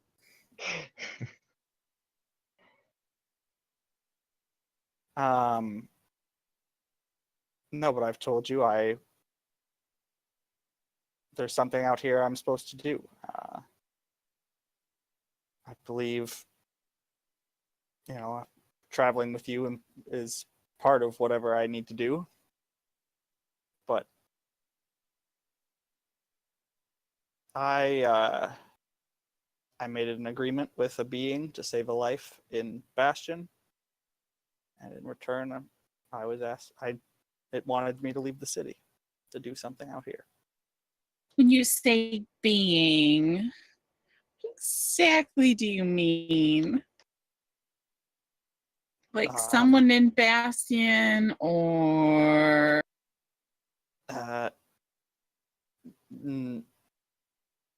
No, I mean it happened in Bastion, but it's not like that. Something interesting. old. Interesting. What about you, Faith? What about me? Why are you out here? We've been over a great deal of this already. Have we? Do you forget what I am? You're a tiefling, yes. So, I was damned from birth, for one. Yes, But but they don't disguising just... myself as one of your kind to get into the upper echelon, to perform for them and bring them pleasure, apparently was offensive. Well, never mind the fact that I was keeping a piece of elven love on the side. His mother was not exactly a fan of our relationship because he was perfectly aware of what I am. ugh. Parents. But in turn, you were still manipulating other people. I don't deny that. You say that you did that for their pleasure, but you can't deny that you probably did it for your own gains as well. I never denied that it didn't benefit me. But my true intent was to perform. I like my music. I enjoy what I do. What kinds of things did you perform? Music. The only bedroom games I played were with the Elven Man, and he started that. Interesting. Well, I enjoyed what I did as well, and people certainly benefited from what I did. There's nothing But that wrong doesn't with make it. what I did right. I enjoyed what I did. Getting And the back same? at the nobility. And the same, it doesn't make what you did right either. So I don't think any of us are innocent. So judging one another based on our actions. I probably never isn't the thought brightest what I idea. did was right. Right and wrong are just two sides. Although in some instances, I believe what I did was just. Right Do you know and what wrong those depends on which nobles side you're do? on. I know exactly. Exactly. What the They're nobles do. they're interchangeable. The winners of the wars are the ones that write the stories. So it depends what side you're on. There Now, are as no winners enlightening in as war. this all is, we still have something we need to accomplish here. Mhm. Where time is somewhat of the essence. If the longer we wait, the stronger it gets. If everybody wants to sit down for tea, drinks, and life stories after we deal with the tower, fine. But perhaps now we should move. I just want to make sure there aren't going to be any more issues with how I dispatch our enemies. Honestly, Fine. I thought you was being complimentary, but you take it otherwise, that's on you. No, I have no problems. I just thought it was strange, but I think I see a little more clearly now. The day is gone. Long Mel's rest. singing it here too.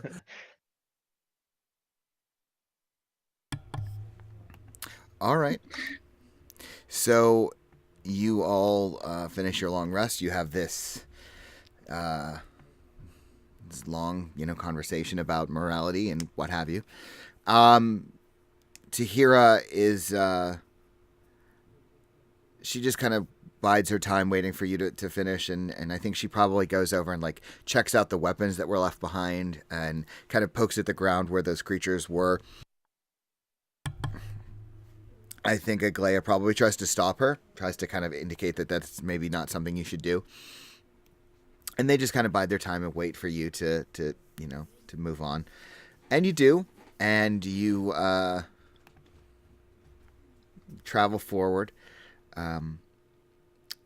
And you finish a long rest. Marcus, almost died, and you move on. And Aglaia informs you that, another day or so, but expect it to get worse again. I mean, the closer you're getting, jungle's getting warmer, it's getting darker, strangely. And she continues leading you through the jungle.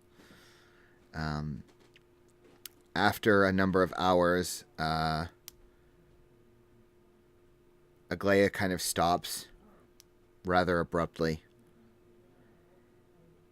I need everyone to make me a perception check. Well, actually, no.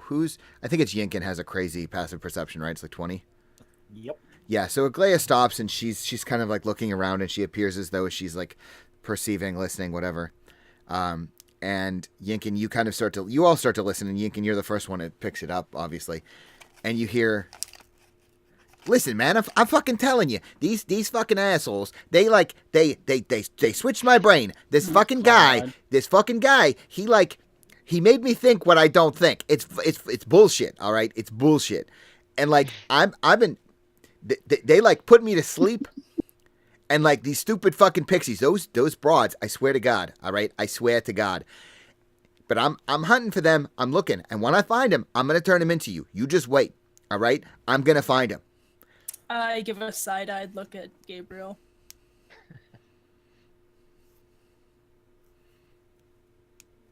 What do you guys do? I'm trying not to laugh out loud, so we're not hearing, but I'm just kind of smiling. This little fucker. Are you okay with killing him now, Gabriel? Shh. I'll message him if I have to. I have message too. I am going to wild shape into a forest critter and go where the sound came from. Okay. Something that can climb the tree. Mm-hmm. Okay. Well, excuse me, a jungle critter. Mm-hmm. Okay. So you shapeshift and you begin to crawl off or whatever, slither, whatever you're doing. And it doesn't take you long to find the root of the sound, obviously. You do recognize this little creature, this blue-skinned, white-haired little creature that you've seen before. And before him, you see some things that you've seen before. These ugly-ass looking, the red caps. You see two of them. And then standing with him appears to be this... It looks like an elf, kind of. Its skin is oddly pale. Its hair is very white. It's got really sharp features. It looks like an elf, but just kind of twisted up a little bit.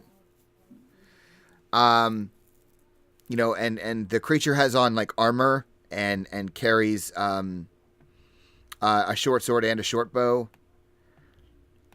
And the two red caps are standing there listening to Sam tell them, about these creatures, these mortals or whatever they are.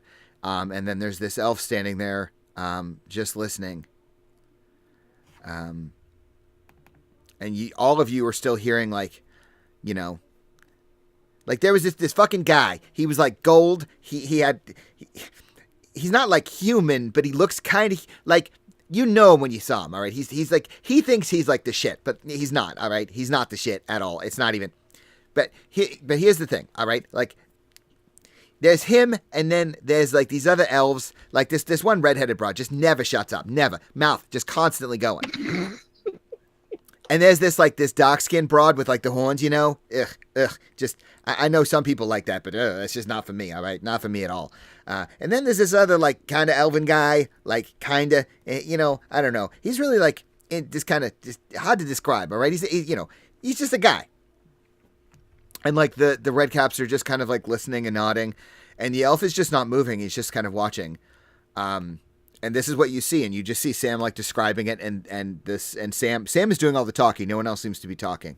And then after Sam is like takes a breath, one of the red caps just says, "Interlopers."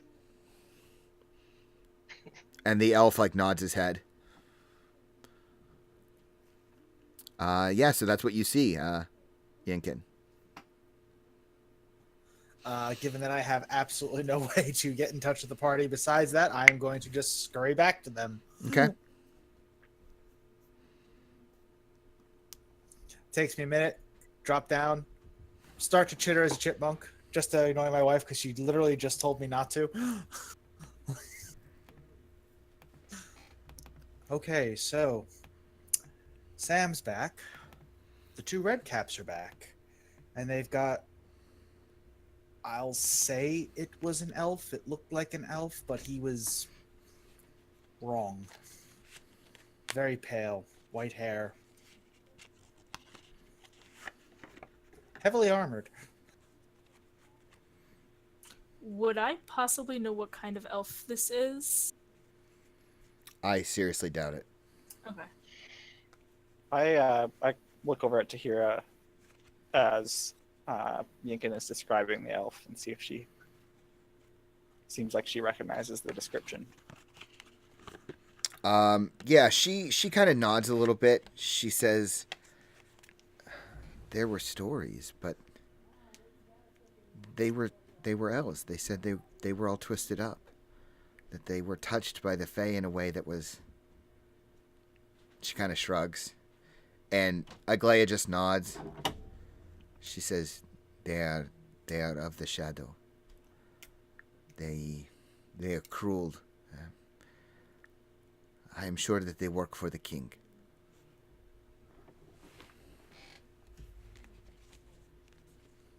So as much as I hate to admit it, we've attempted diplomacy already. And Sam doesn't sound particularly forgiving.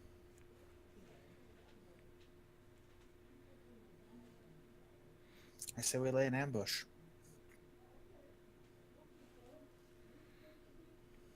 Ambush sounds fun. Yeah, I'm not against that. You all know my opinion of the little fuckface.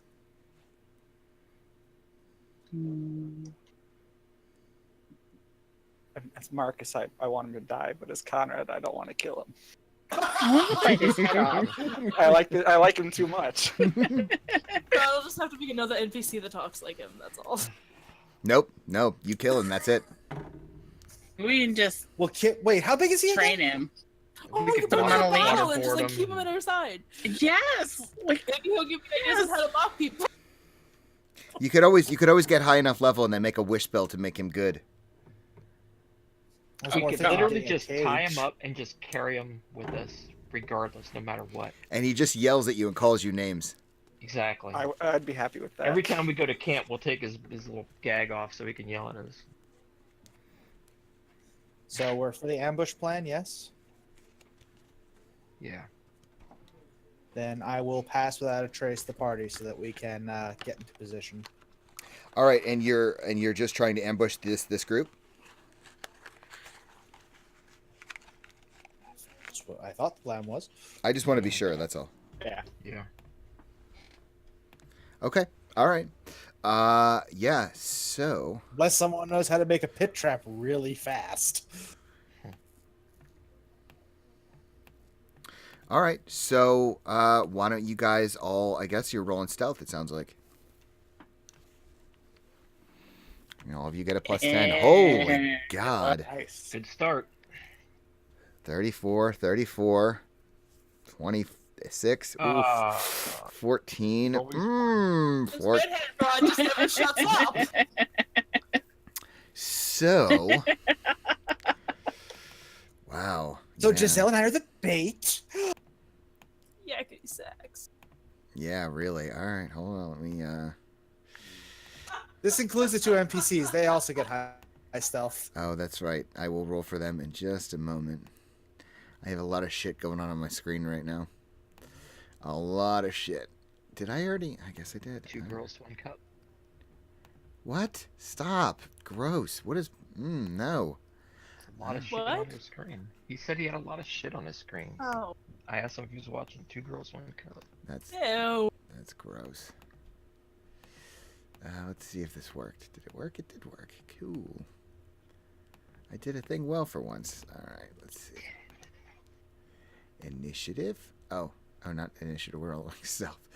I'm really bad at rolling from character sheets. I just always played NPCs that it's like, she's got a pretty high stealth. Yeah, 28.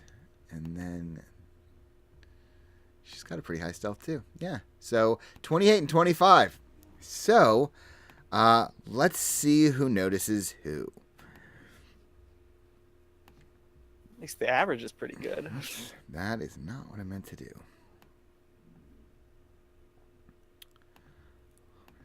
Unless he's got a +3 in perception, we actually still hit.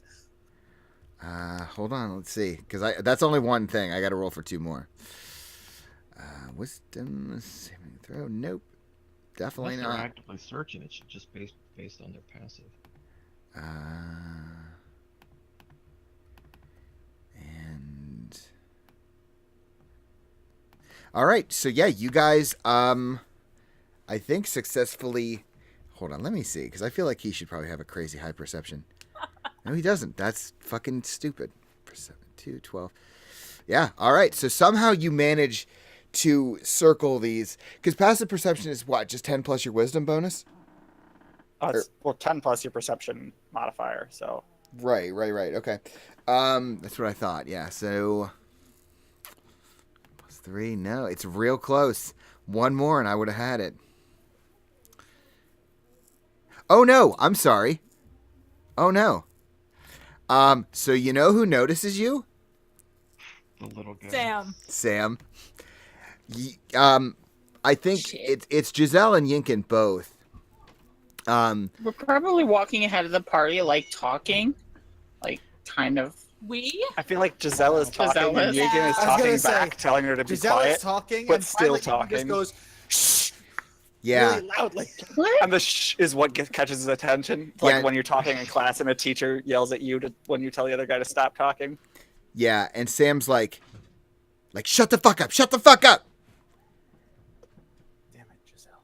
And like you can see his eyes, like like the camera pans to his face, and we see his eyes like darting back and forth. He's like, somebody's coming. Get your shit ready. And the red caps like pull out their sickles, and the elf pulls out his short sword.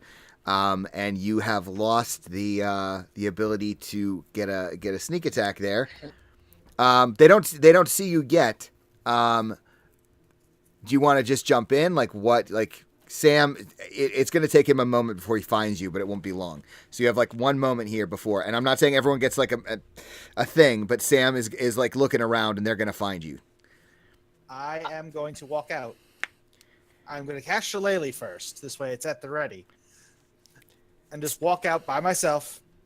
Now, Sam, is this any way to treat our mercy? And Sam starts elbowing the elf in the knee. And he's like, look, you didn't fucking believe me. Look at him. Look at how ugly he is. He's fucking stupid. And the elf like gets into a position, and the excuse me, the red caps just say interlopers. And I'm trying to distract them long enough for everybody else to get a sneak attack. I'm going to try. I mean, that's initiative. Like you're walking out. They're Oh, they're gonna there's try no to way. kill you. Okay. Um. Worth a try. So yeah. Do I have a chance to take an action while they're going to kill me, or no? Give me a sec. What's up? Here, whenever you're ready. We're gonna eat. All right. So, what am I doing? I don't know if I rolled for him. All right, we healed during the long rest. Derp. Indeed, derp. Derp. Derp. Okay. So it's actually, who has a higher dex? Because I don't have that thing turned on for them. Dex, damn, Oh, God. whoops. I forgot to roll. Sorry. That's okay. Oh, did you? Oh, okay. That's weird. Why did it do that? Okay. All right, so Sam is actually first. Did I have a chance to take an action or no? I mean, you could maybe walk out and cast Shillelagh, but that's about it. All right. So Sam is just like I fucking told you guys. I fucking told you. The ball's on these people. And I think honestly Sam is just going to like elbow the elf and be like, "All right, you fucking take care of him." Sam is going to take he'll take the dodge action basically. The elf though, with his weapon at the ready is just going to step at you, Yinkin. And he is going to attack you with the short sword. Rolls an 18. That's it. You take 7 piercing damage. And he kind of like he's very practiced with the blade. He just like swipes you with it and immediately falls back into kind of a martial pose, like he's ready to attack again. And then Marcus, it's actually your turn. You see Yinkin just walk out. What do you do? I am going to. I'm going to cast Hex Okay. on Sam, Okay. and I'll give him disadvantage on dexterity checks. Okay. And then I guess I'm not going to let Yinkin take all the damage by himself, so I'll run out and like jump out from one of the trees to the side of Sam and I'm swinging at him with my quarterstaff. Swing at Sam? Yeah. Okay. You do have disadvantage because he took the dodge action. Oh yeah, that's right. I mean, it's not going to 12 matter. isn't going to hit anyway, Yeah. so. Yeah. So you just swing, and he just easily ducks out of the way. He's like, "Yeah, please, Pff, come on." Giselle. I was hoping you'd flank him. I am gonna. So there's Sam and there's an elf. I'm gonna split a scorching ray between the two of them. Sam and the Hit elf. Sam with the first one, yeah. Okay. That one's for Sam. 12 misses, and now the elf. 20. Those two hit definitely. So he takes 16. Okay. Is Fire that? damage. Yep. Is that your Yep. entire turn? Okay, Gabriel. I'm just gonna shoot at the elf. Okay. Magic missile. 9. Okay. Okay. Anything else? No, I'm not like coming out of the woods to do that. I'm just shooting. Sure. Redcap's turn. They see Yinkin and Marcus. The first one is going to run at Marcus. And you need to make a DC 14 dex save. So you actually make it. He runs up on you, and he's going to try to kick you with his big-ass iron boots. I think you take half damage, but you would otherwise be knocked prone. Nice boots. You take 12 damage. Halved to 6. No, it was 24 half to 12. Holy shit, those guys kick hard. They do. That's big-ass iron boots, man. And then the second one is going to do the same thing, Yinkin. You want to make me a dexterity saving throw? Not particularly, but I will. Damn. Yinkin Sam. is imitating Neo. He rolled very poorly, so you only take 7 points of damage. And that's already halved from 15. Okay. Faith. First thing first, to Marcus, remember what I said about running off to play with strangers? Now knock it off, and I will healing word him. God damn it. You guys, one of these days you're gonna remember. Because I'm reading the actual spell text. Okay. And that's a bonus, right? So Then primary action will be Dissonant Whispers on the red cap going after Yinkin. okay. It's not from the spell page. He makes a wisdom save. Which he makes, so he takes 4 damage. Okay. Okay. Yinkin. That hurt a lot. So I'm going to burn my last wild shape and turn into a black bear. Okay. That's your action, I think, That's right? my full action, yeah. Okay. And because I forgot to roll for Tahira and the other creature, Aglaia, which is her name, I will do that now.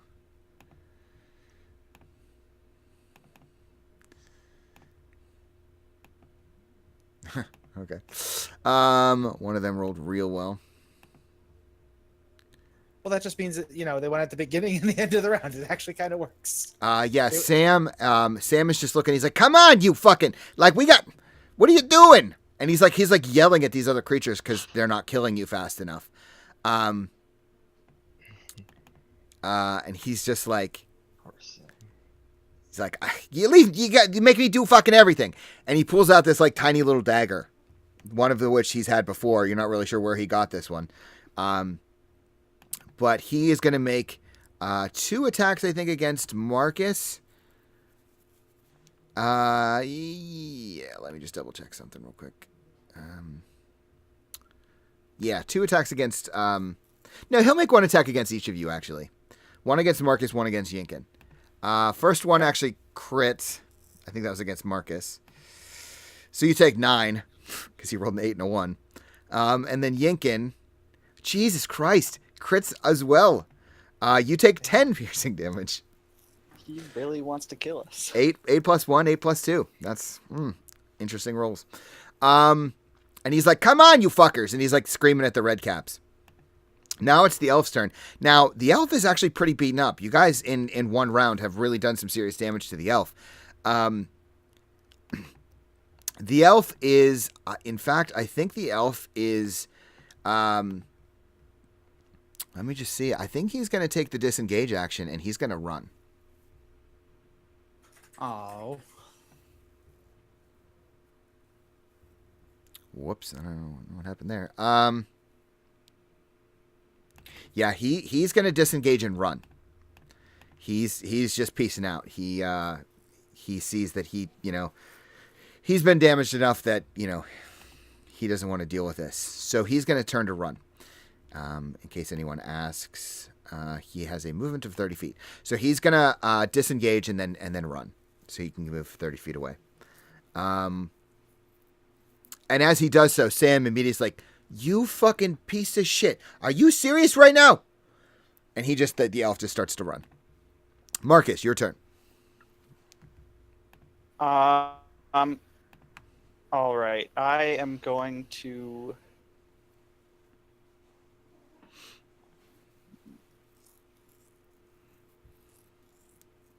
trying to decide who is more of a threat, Sam or the red cap. I guess I will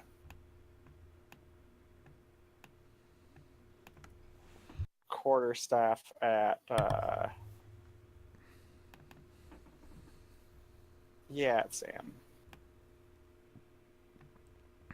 Damn. Unfortunately, 10 does not hit. And then bonus action. I'm going to spend a key point to take the dodge action as a bonus action. Okay. Now it is Aglaia's turn, and she sees these red caps, and you can almost visibly see how shaken she is. She is quite scared. So she is going to pull out her short bow, and she's going to start firing on the red caps. That one does hit. So she's going to hit one for 7 piercing damage. She's going to hit the one that you guys already hit. She sees it's wounded. And that is her turn. Giselle. All right, I'm gonna magic missile the guy that's running away. Okay, sure. Okay, that drops him. So his body just tumbles down to the ground as his body, he falls unconscious or dying or whatever, and slams into the ground. And I'm gonna turn to our little friend Sam. Hi, little man. Oh, you ugly, you shut your mouth. You talk too much. And Gabriel, it's your turn. I'm gonna bite his head off. Okay, Ozzy. Oh, sorry, I was muted. Yeah, I'm gonna walk out of the woods now so that he can see me. And like as soon as you walk out so that Sam can see you, he just like throws his hands up in the air like, are you fucking serious with this shit? Just not my fucking day. You had the chance to join us, and now you can join your friends. And he just spits in your direction.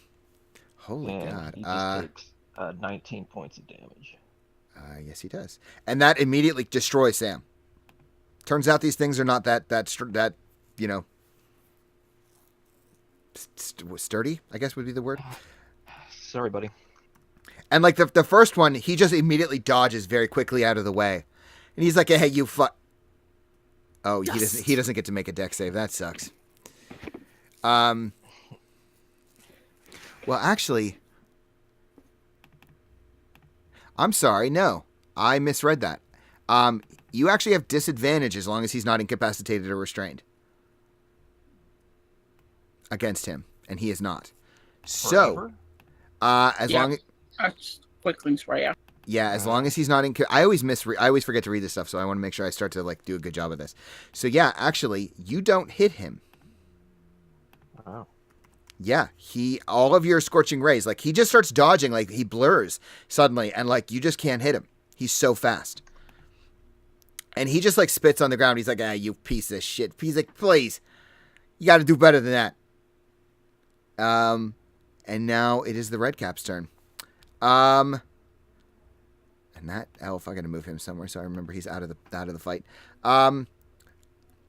The red caps are just gonna keep beating on Marcus and Yinkin because they're already right there. They can't use their boots because they would need to move to do it. But they're gonna use their sickles against you. So the first two will be against Marcus, and then the second two against Yinkin. They have disadvantage against me. That's right, they Such a do. dodge. So the first one, 14 misses. Second one, 7 misses. Against Yinkin, 25 hits. You take 9 slashing damage. 20, you take 11 slashing damage. All right, so hold on. What was the first one? It rolled a 25. You did 9 slashing. All right, that drops me out of form, and the second one knocks me unconscious. If Okay. you did 20 slashing damage after that. Okay. Yeah, they didn't seem to be too terribly afraid of you when you turned into a bear, surprisingly. Faith, your turn. Looking at the red cap that is not yet damaged, I'm just gonna smile and say, "Dance," and I will heat metal on his iron boots. Oh, damn. Yeah, that's what you were. Yeah, that's a good call. So I think he has disadvantage, right? Because he's wearing them or something. There's something about heat metal. He can't can't take take them off. Right, exactly. So he can't make the save. Exactly. Yeah, that's what I was thinking. So he takes 6 fire damage automatically. Now, can I just do a bonus action spell? Heat metal's a cantrip, right? No, No. it's a second level spell. So you can make a bonus as a cantrip. I think that's all you can do. Okay. Do you want to do anything? Yeah, I'm gonna viciously mock Sam. You little shit, we're gonna fucking smash you like the goddamn bug you are! Okay. Makes a wisdom save. Can't dodge that shit. And he fails his wisdom save, so he takes 4 psychic damage. Not enough to bring him down. Yinkin, death save. Yep. Barely makes it. Tahira is going to... she's going to run up on Sam, and she's going to try to attack him with her short sword, but she has disadvantage. Shit. Apparently she really wanted him dead. Yeah. Ah. Yeah. So she quite literally cuts Sam in half.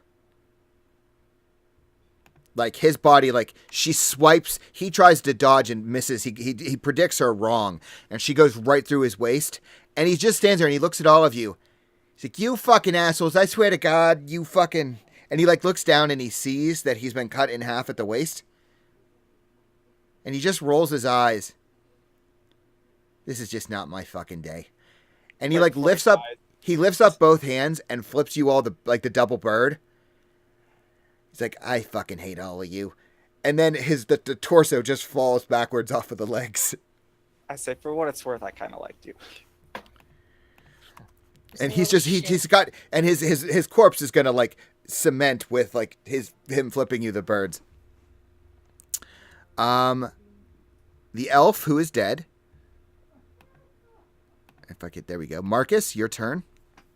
All right, as a bonus action, I'll move Hex to the injured red cap.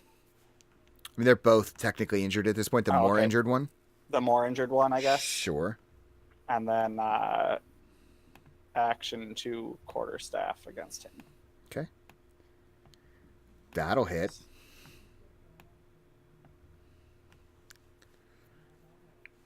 So 22 damage.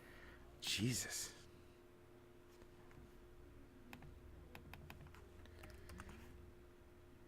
That's funny. Okay. Minus. Okay. He's still up, but he's not great. He's pretty hurt. Do you want to action, sir, or bonus action? My bonus was to move Hex. That's right. Okay. All right. Now it is Aglaea's turn. She's going to shoot again at the one you just hexed. She does hit. She does just a little bit, 4 damage. Giselle. All right, I am going to shoot a scorching ray, whichever one of the red caps isn't heat metalled. Isn't. Okay. I want to see that little fucker dance. Okay.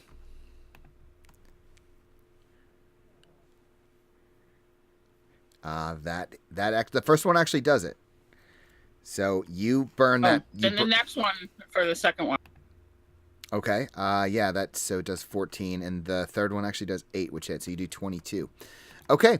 So that first one is dead. He's burning from your scorching ray. The other one is just dancing. His feet are on fire. Gabriel, you're up. I just hold my finger out like a gun at the last one that's standing. Magic missile. Okay. 11. Does not bring him down, but he is extremely wounded. But he's still alive, and it's his turn. So, Faith, he is going to run at you. I need you to make me a dexterity saving throw. You do save, but he still gets his... The one that's running, is that the one that I attacked? Like the one that's running towards Faith? Well, we were both in melee. We were in melee with both of them. They were splitting attacks, and imagine you can bop them. I feel like that was the other one you hit. Yeah, the one that was just killed was the one you hexed. Okay. Faith, you're going to take 11 bludgeoning damage. That's already halved. Okay. And he just kicks you with these boots that you've lit on fire. Now it's your turn, and he's standing at your feet. I'm gonna turn the heat up. So I Okay. keep the concentration on it. So yeah, he basically is standing there, and he's raising his sickle at you to attack, and he just starts to scream as you look down and you see that like his flesh is melting inside the boots, and his body, like his ankles can't support the weight. And he just sort of slides over, and you see the exposed bone and everything as it's been burned away inside the boots, and he is defeated. So, You little bastard. Ow. you are left with everything is dead. Sam is cut in half. The elf is dead. And you are successful once more. What are you doing? Marcus is actually... Oh, well, wait. We have to... Yinkin is still dying. Yeah, so that's actually a failed yeah. save. I'll do a healing light on... Just one. I was gonna say I just brought him up with healing hands. Yeah, right. I'll spend a little bit. I can heal myself too, so. Yeah, but it's better for us to spread out. I mean, we all have a little bit of healing that we can each do a few times. So better Fair. not to burn out one person completely. And then I'll heal myself. Getting up slowly. All right, that worked better in my head. It was a good plan. Those guys kick real hard. Yeah, they do. Yes, they Oh, do. they do. But that heat metal on their boots was nice. I don't know why I didn't think of that sooner. I'm That glad I was thought of great. it before he kicked me. Yeah. I don't know. Being kicked with hot metal boots doesn't sound fun either. It wasn't bad. But then again, the heat's never bothered me much. I'm not gonna say it. Okay. So you guys, yeah, you're freed from yet another danger here in the Feywild. Are you just moving on? I pick up Sam's third little dagger. Oh, you just stealing his daggers left and right. I'm gonna have to find a way to resurrect him, just so you know. So, yeah, so you guys clean up and you're moving on. Yes, no. I see no reason not to. Yeah. Yeah. Okay. So Actually, before we move on, can I see if that elf was carrying anything else? Because I know Sam, we know, had little daggers. The red caps had their boots. They're too He had a stinky to sword. search. Knew how to use it. I want to see if he's. Quite frankly, I want to see if he's working for anybody. If he's got papers or anything like that.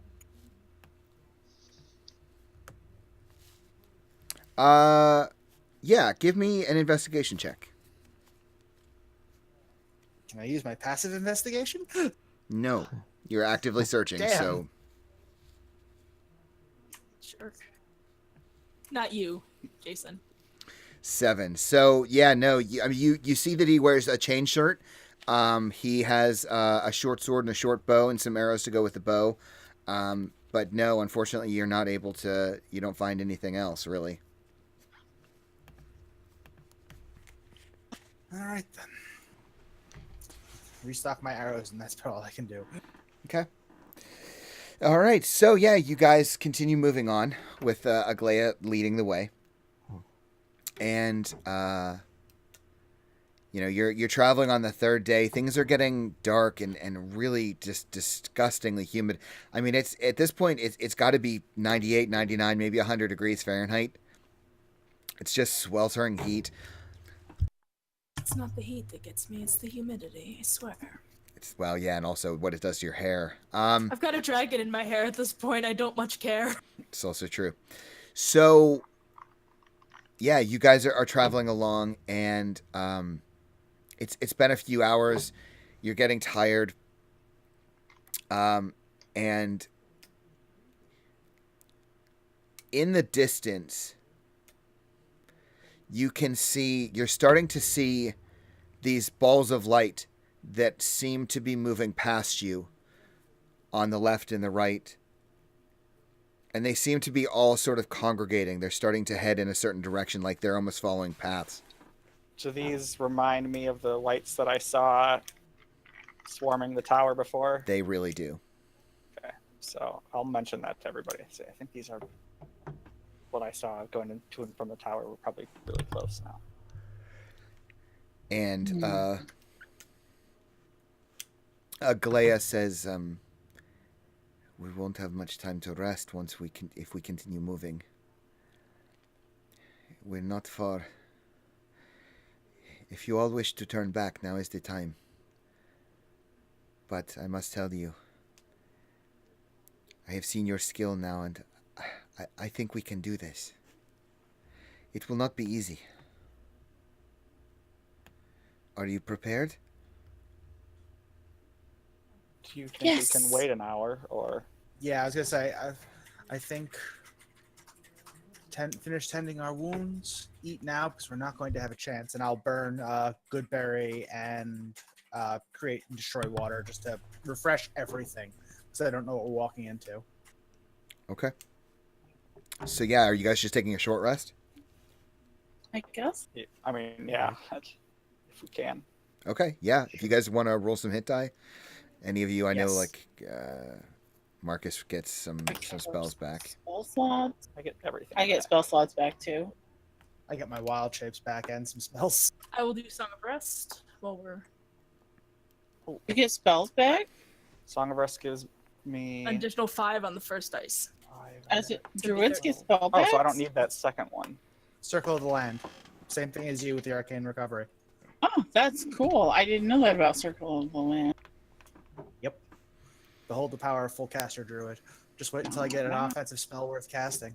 Which land circle did you take? We grew up on the coast. Okay. Okay. Yeah, I wasn't sure what made sense for Bastion because it's like mountain coast, but Arctic. not actually like a port town coast. So Yeah.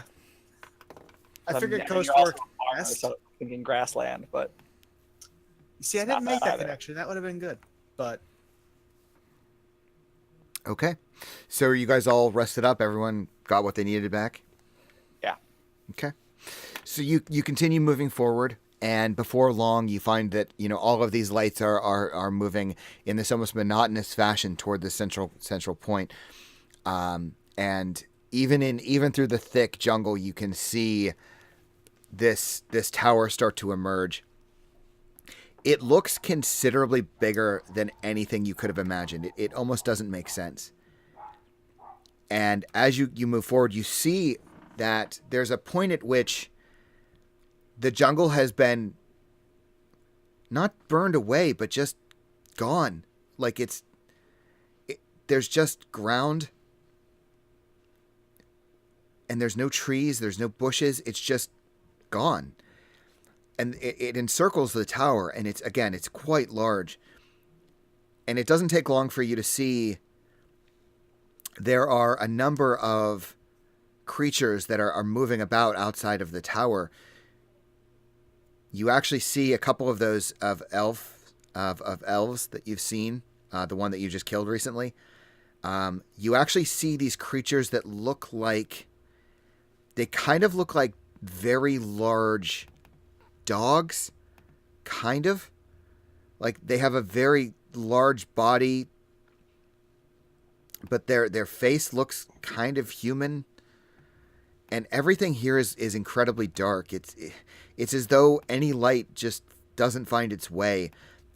And yet somehow the tower is this bright white. It kind of offends the senses. It's not, you're not sure how any of this is working. It makes very little sense. And you're seeing these large hound-like creatures that are encircling the tower. You see a few of these elves. And as you're looking, you do see a kind of door. It's very basic, a very basic arch, nothing elaborate, decorative about it. And the door opens, and you're just able to make out that you see a couple things that, one of which makes partial sense, the other of which makes no sense. The first thing you see is a creature that looks humanoid, but it has the face of a crow. It kind of looks like this. The other thing you see is almost impossible. As soon as you see it, your mind starts making all sorts of assumptions and jumps of conclusion, because there's too many things going on you can barely make out. It's a human. It looks like a knight. It's wearing armor. It has a very large beard. I mean, the thing has got to be 6.5, 7 feet tall. But as you're looking at it, it appears to be changing as you're seeing it. In a moment, it has armor as blacker than night, with this very large white fluffy beard. And then you look again, and suddenly its armor is sort of shifting and looks red, and the beard kind of changes to match. And then a moment later, it's kind of a yellow color. And the beard is turned to kind of a golden brown. And as you're watching, it keeps kind of shifting between these. And it's not cycling. It's just kind of random. You'll look at one piece of armor that will be black and another will appear kind of red. And it's as though it's shifting before you. And it gives the entire thing the appearance like it's moving, but it's not. And it's standing and it appears to be having some conversation, but you can't even see its mouth underneath the beard. And it's having some conversation with this crow creature.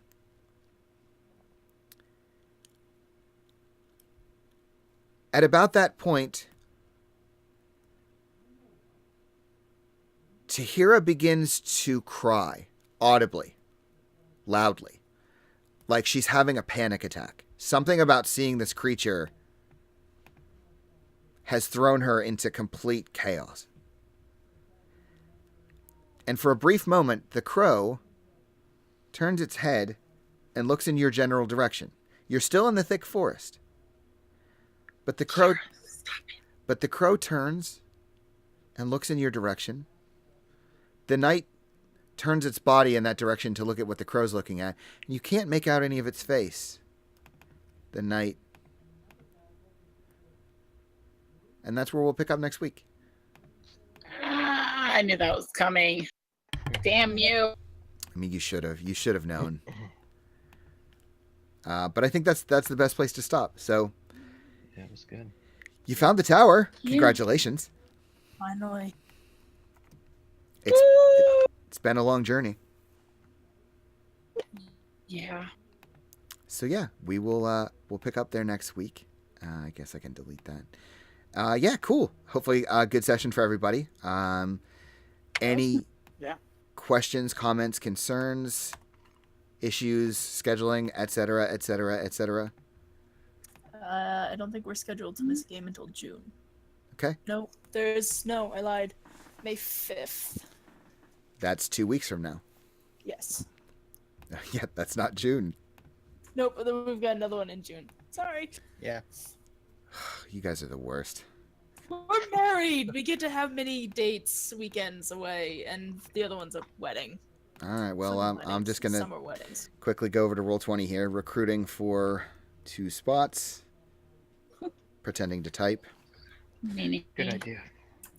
Okay, cry, kill Faith off next game. No, I'm going to take control of her. She's going to go completely evil. She's Well- gonna kill that dragon. Maybe you can make her fucking witty at least, because my brain failed me today. Maybe. We'll see.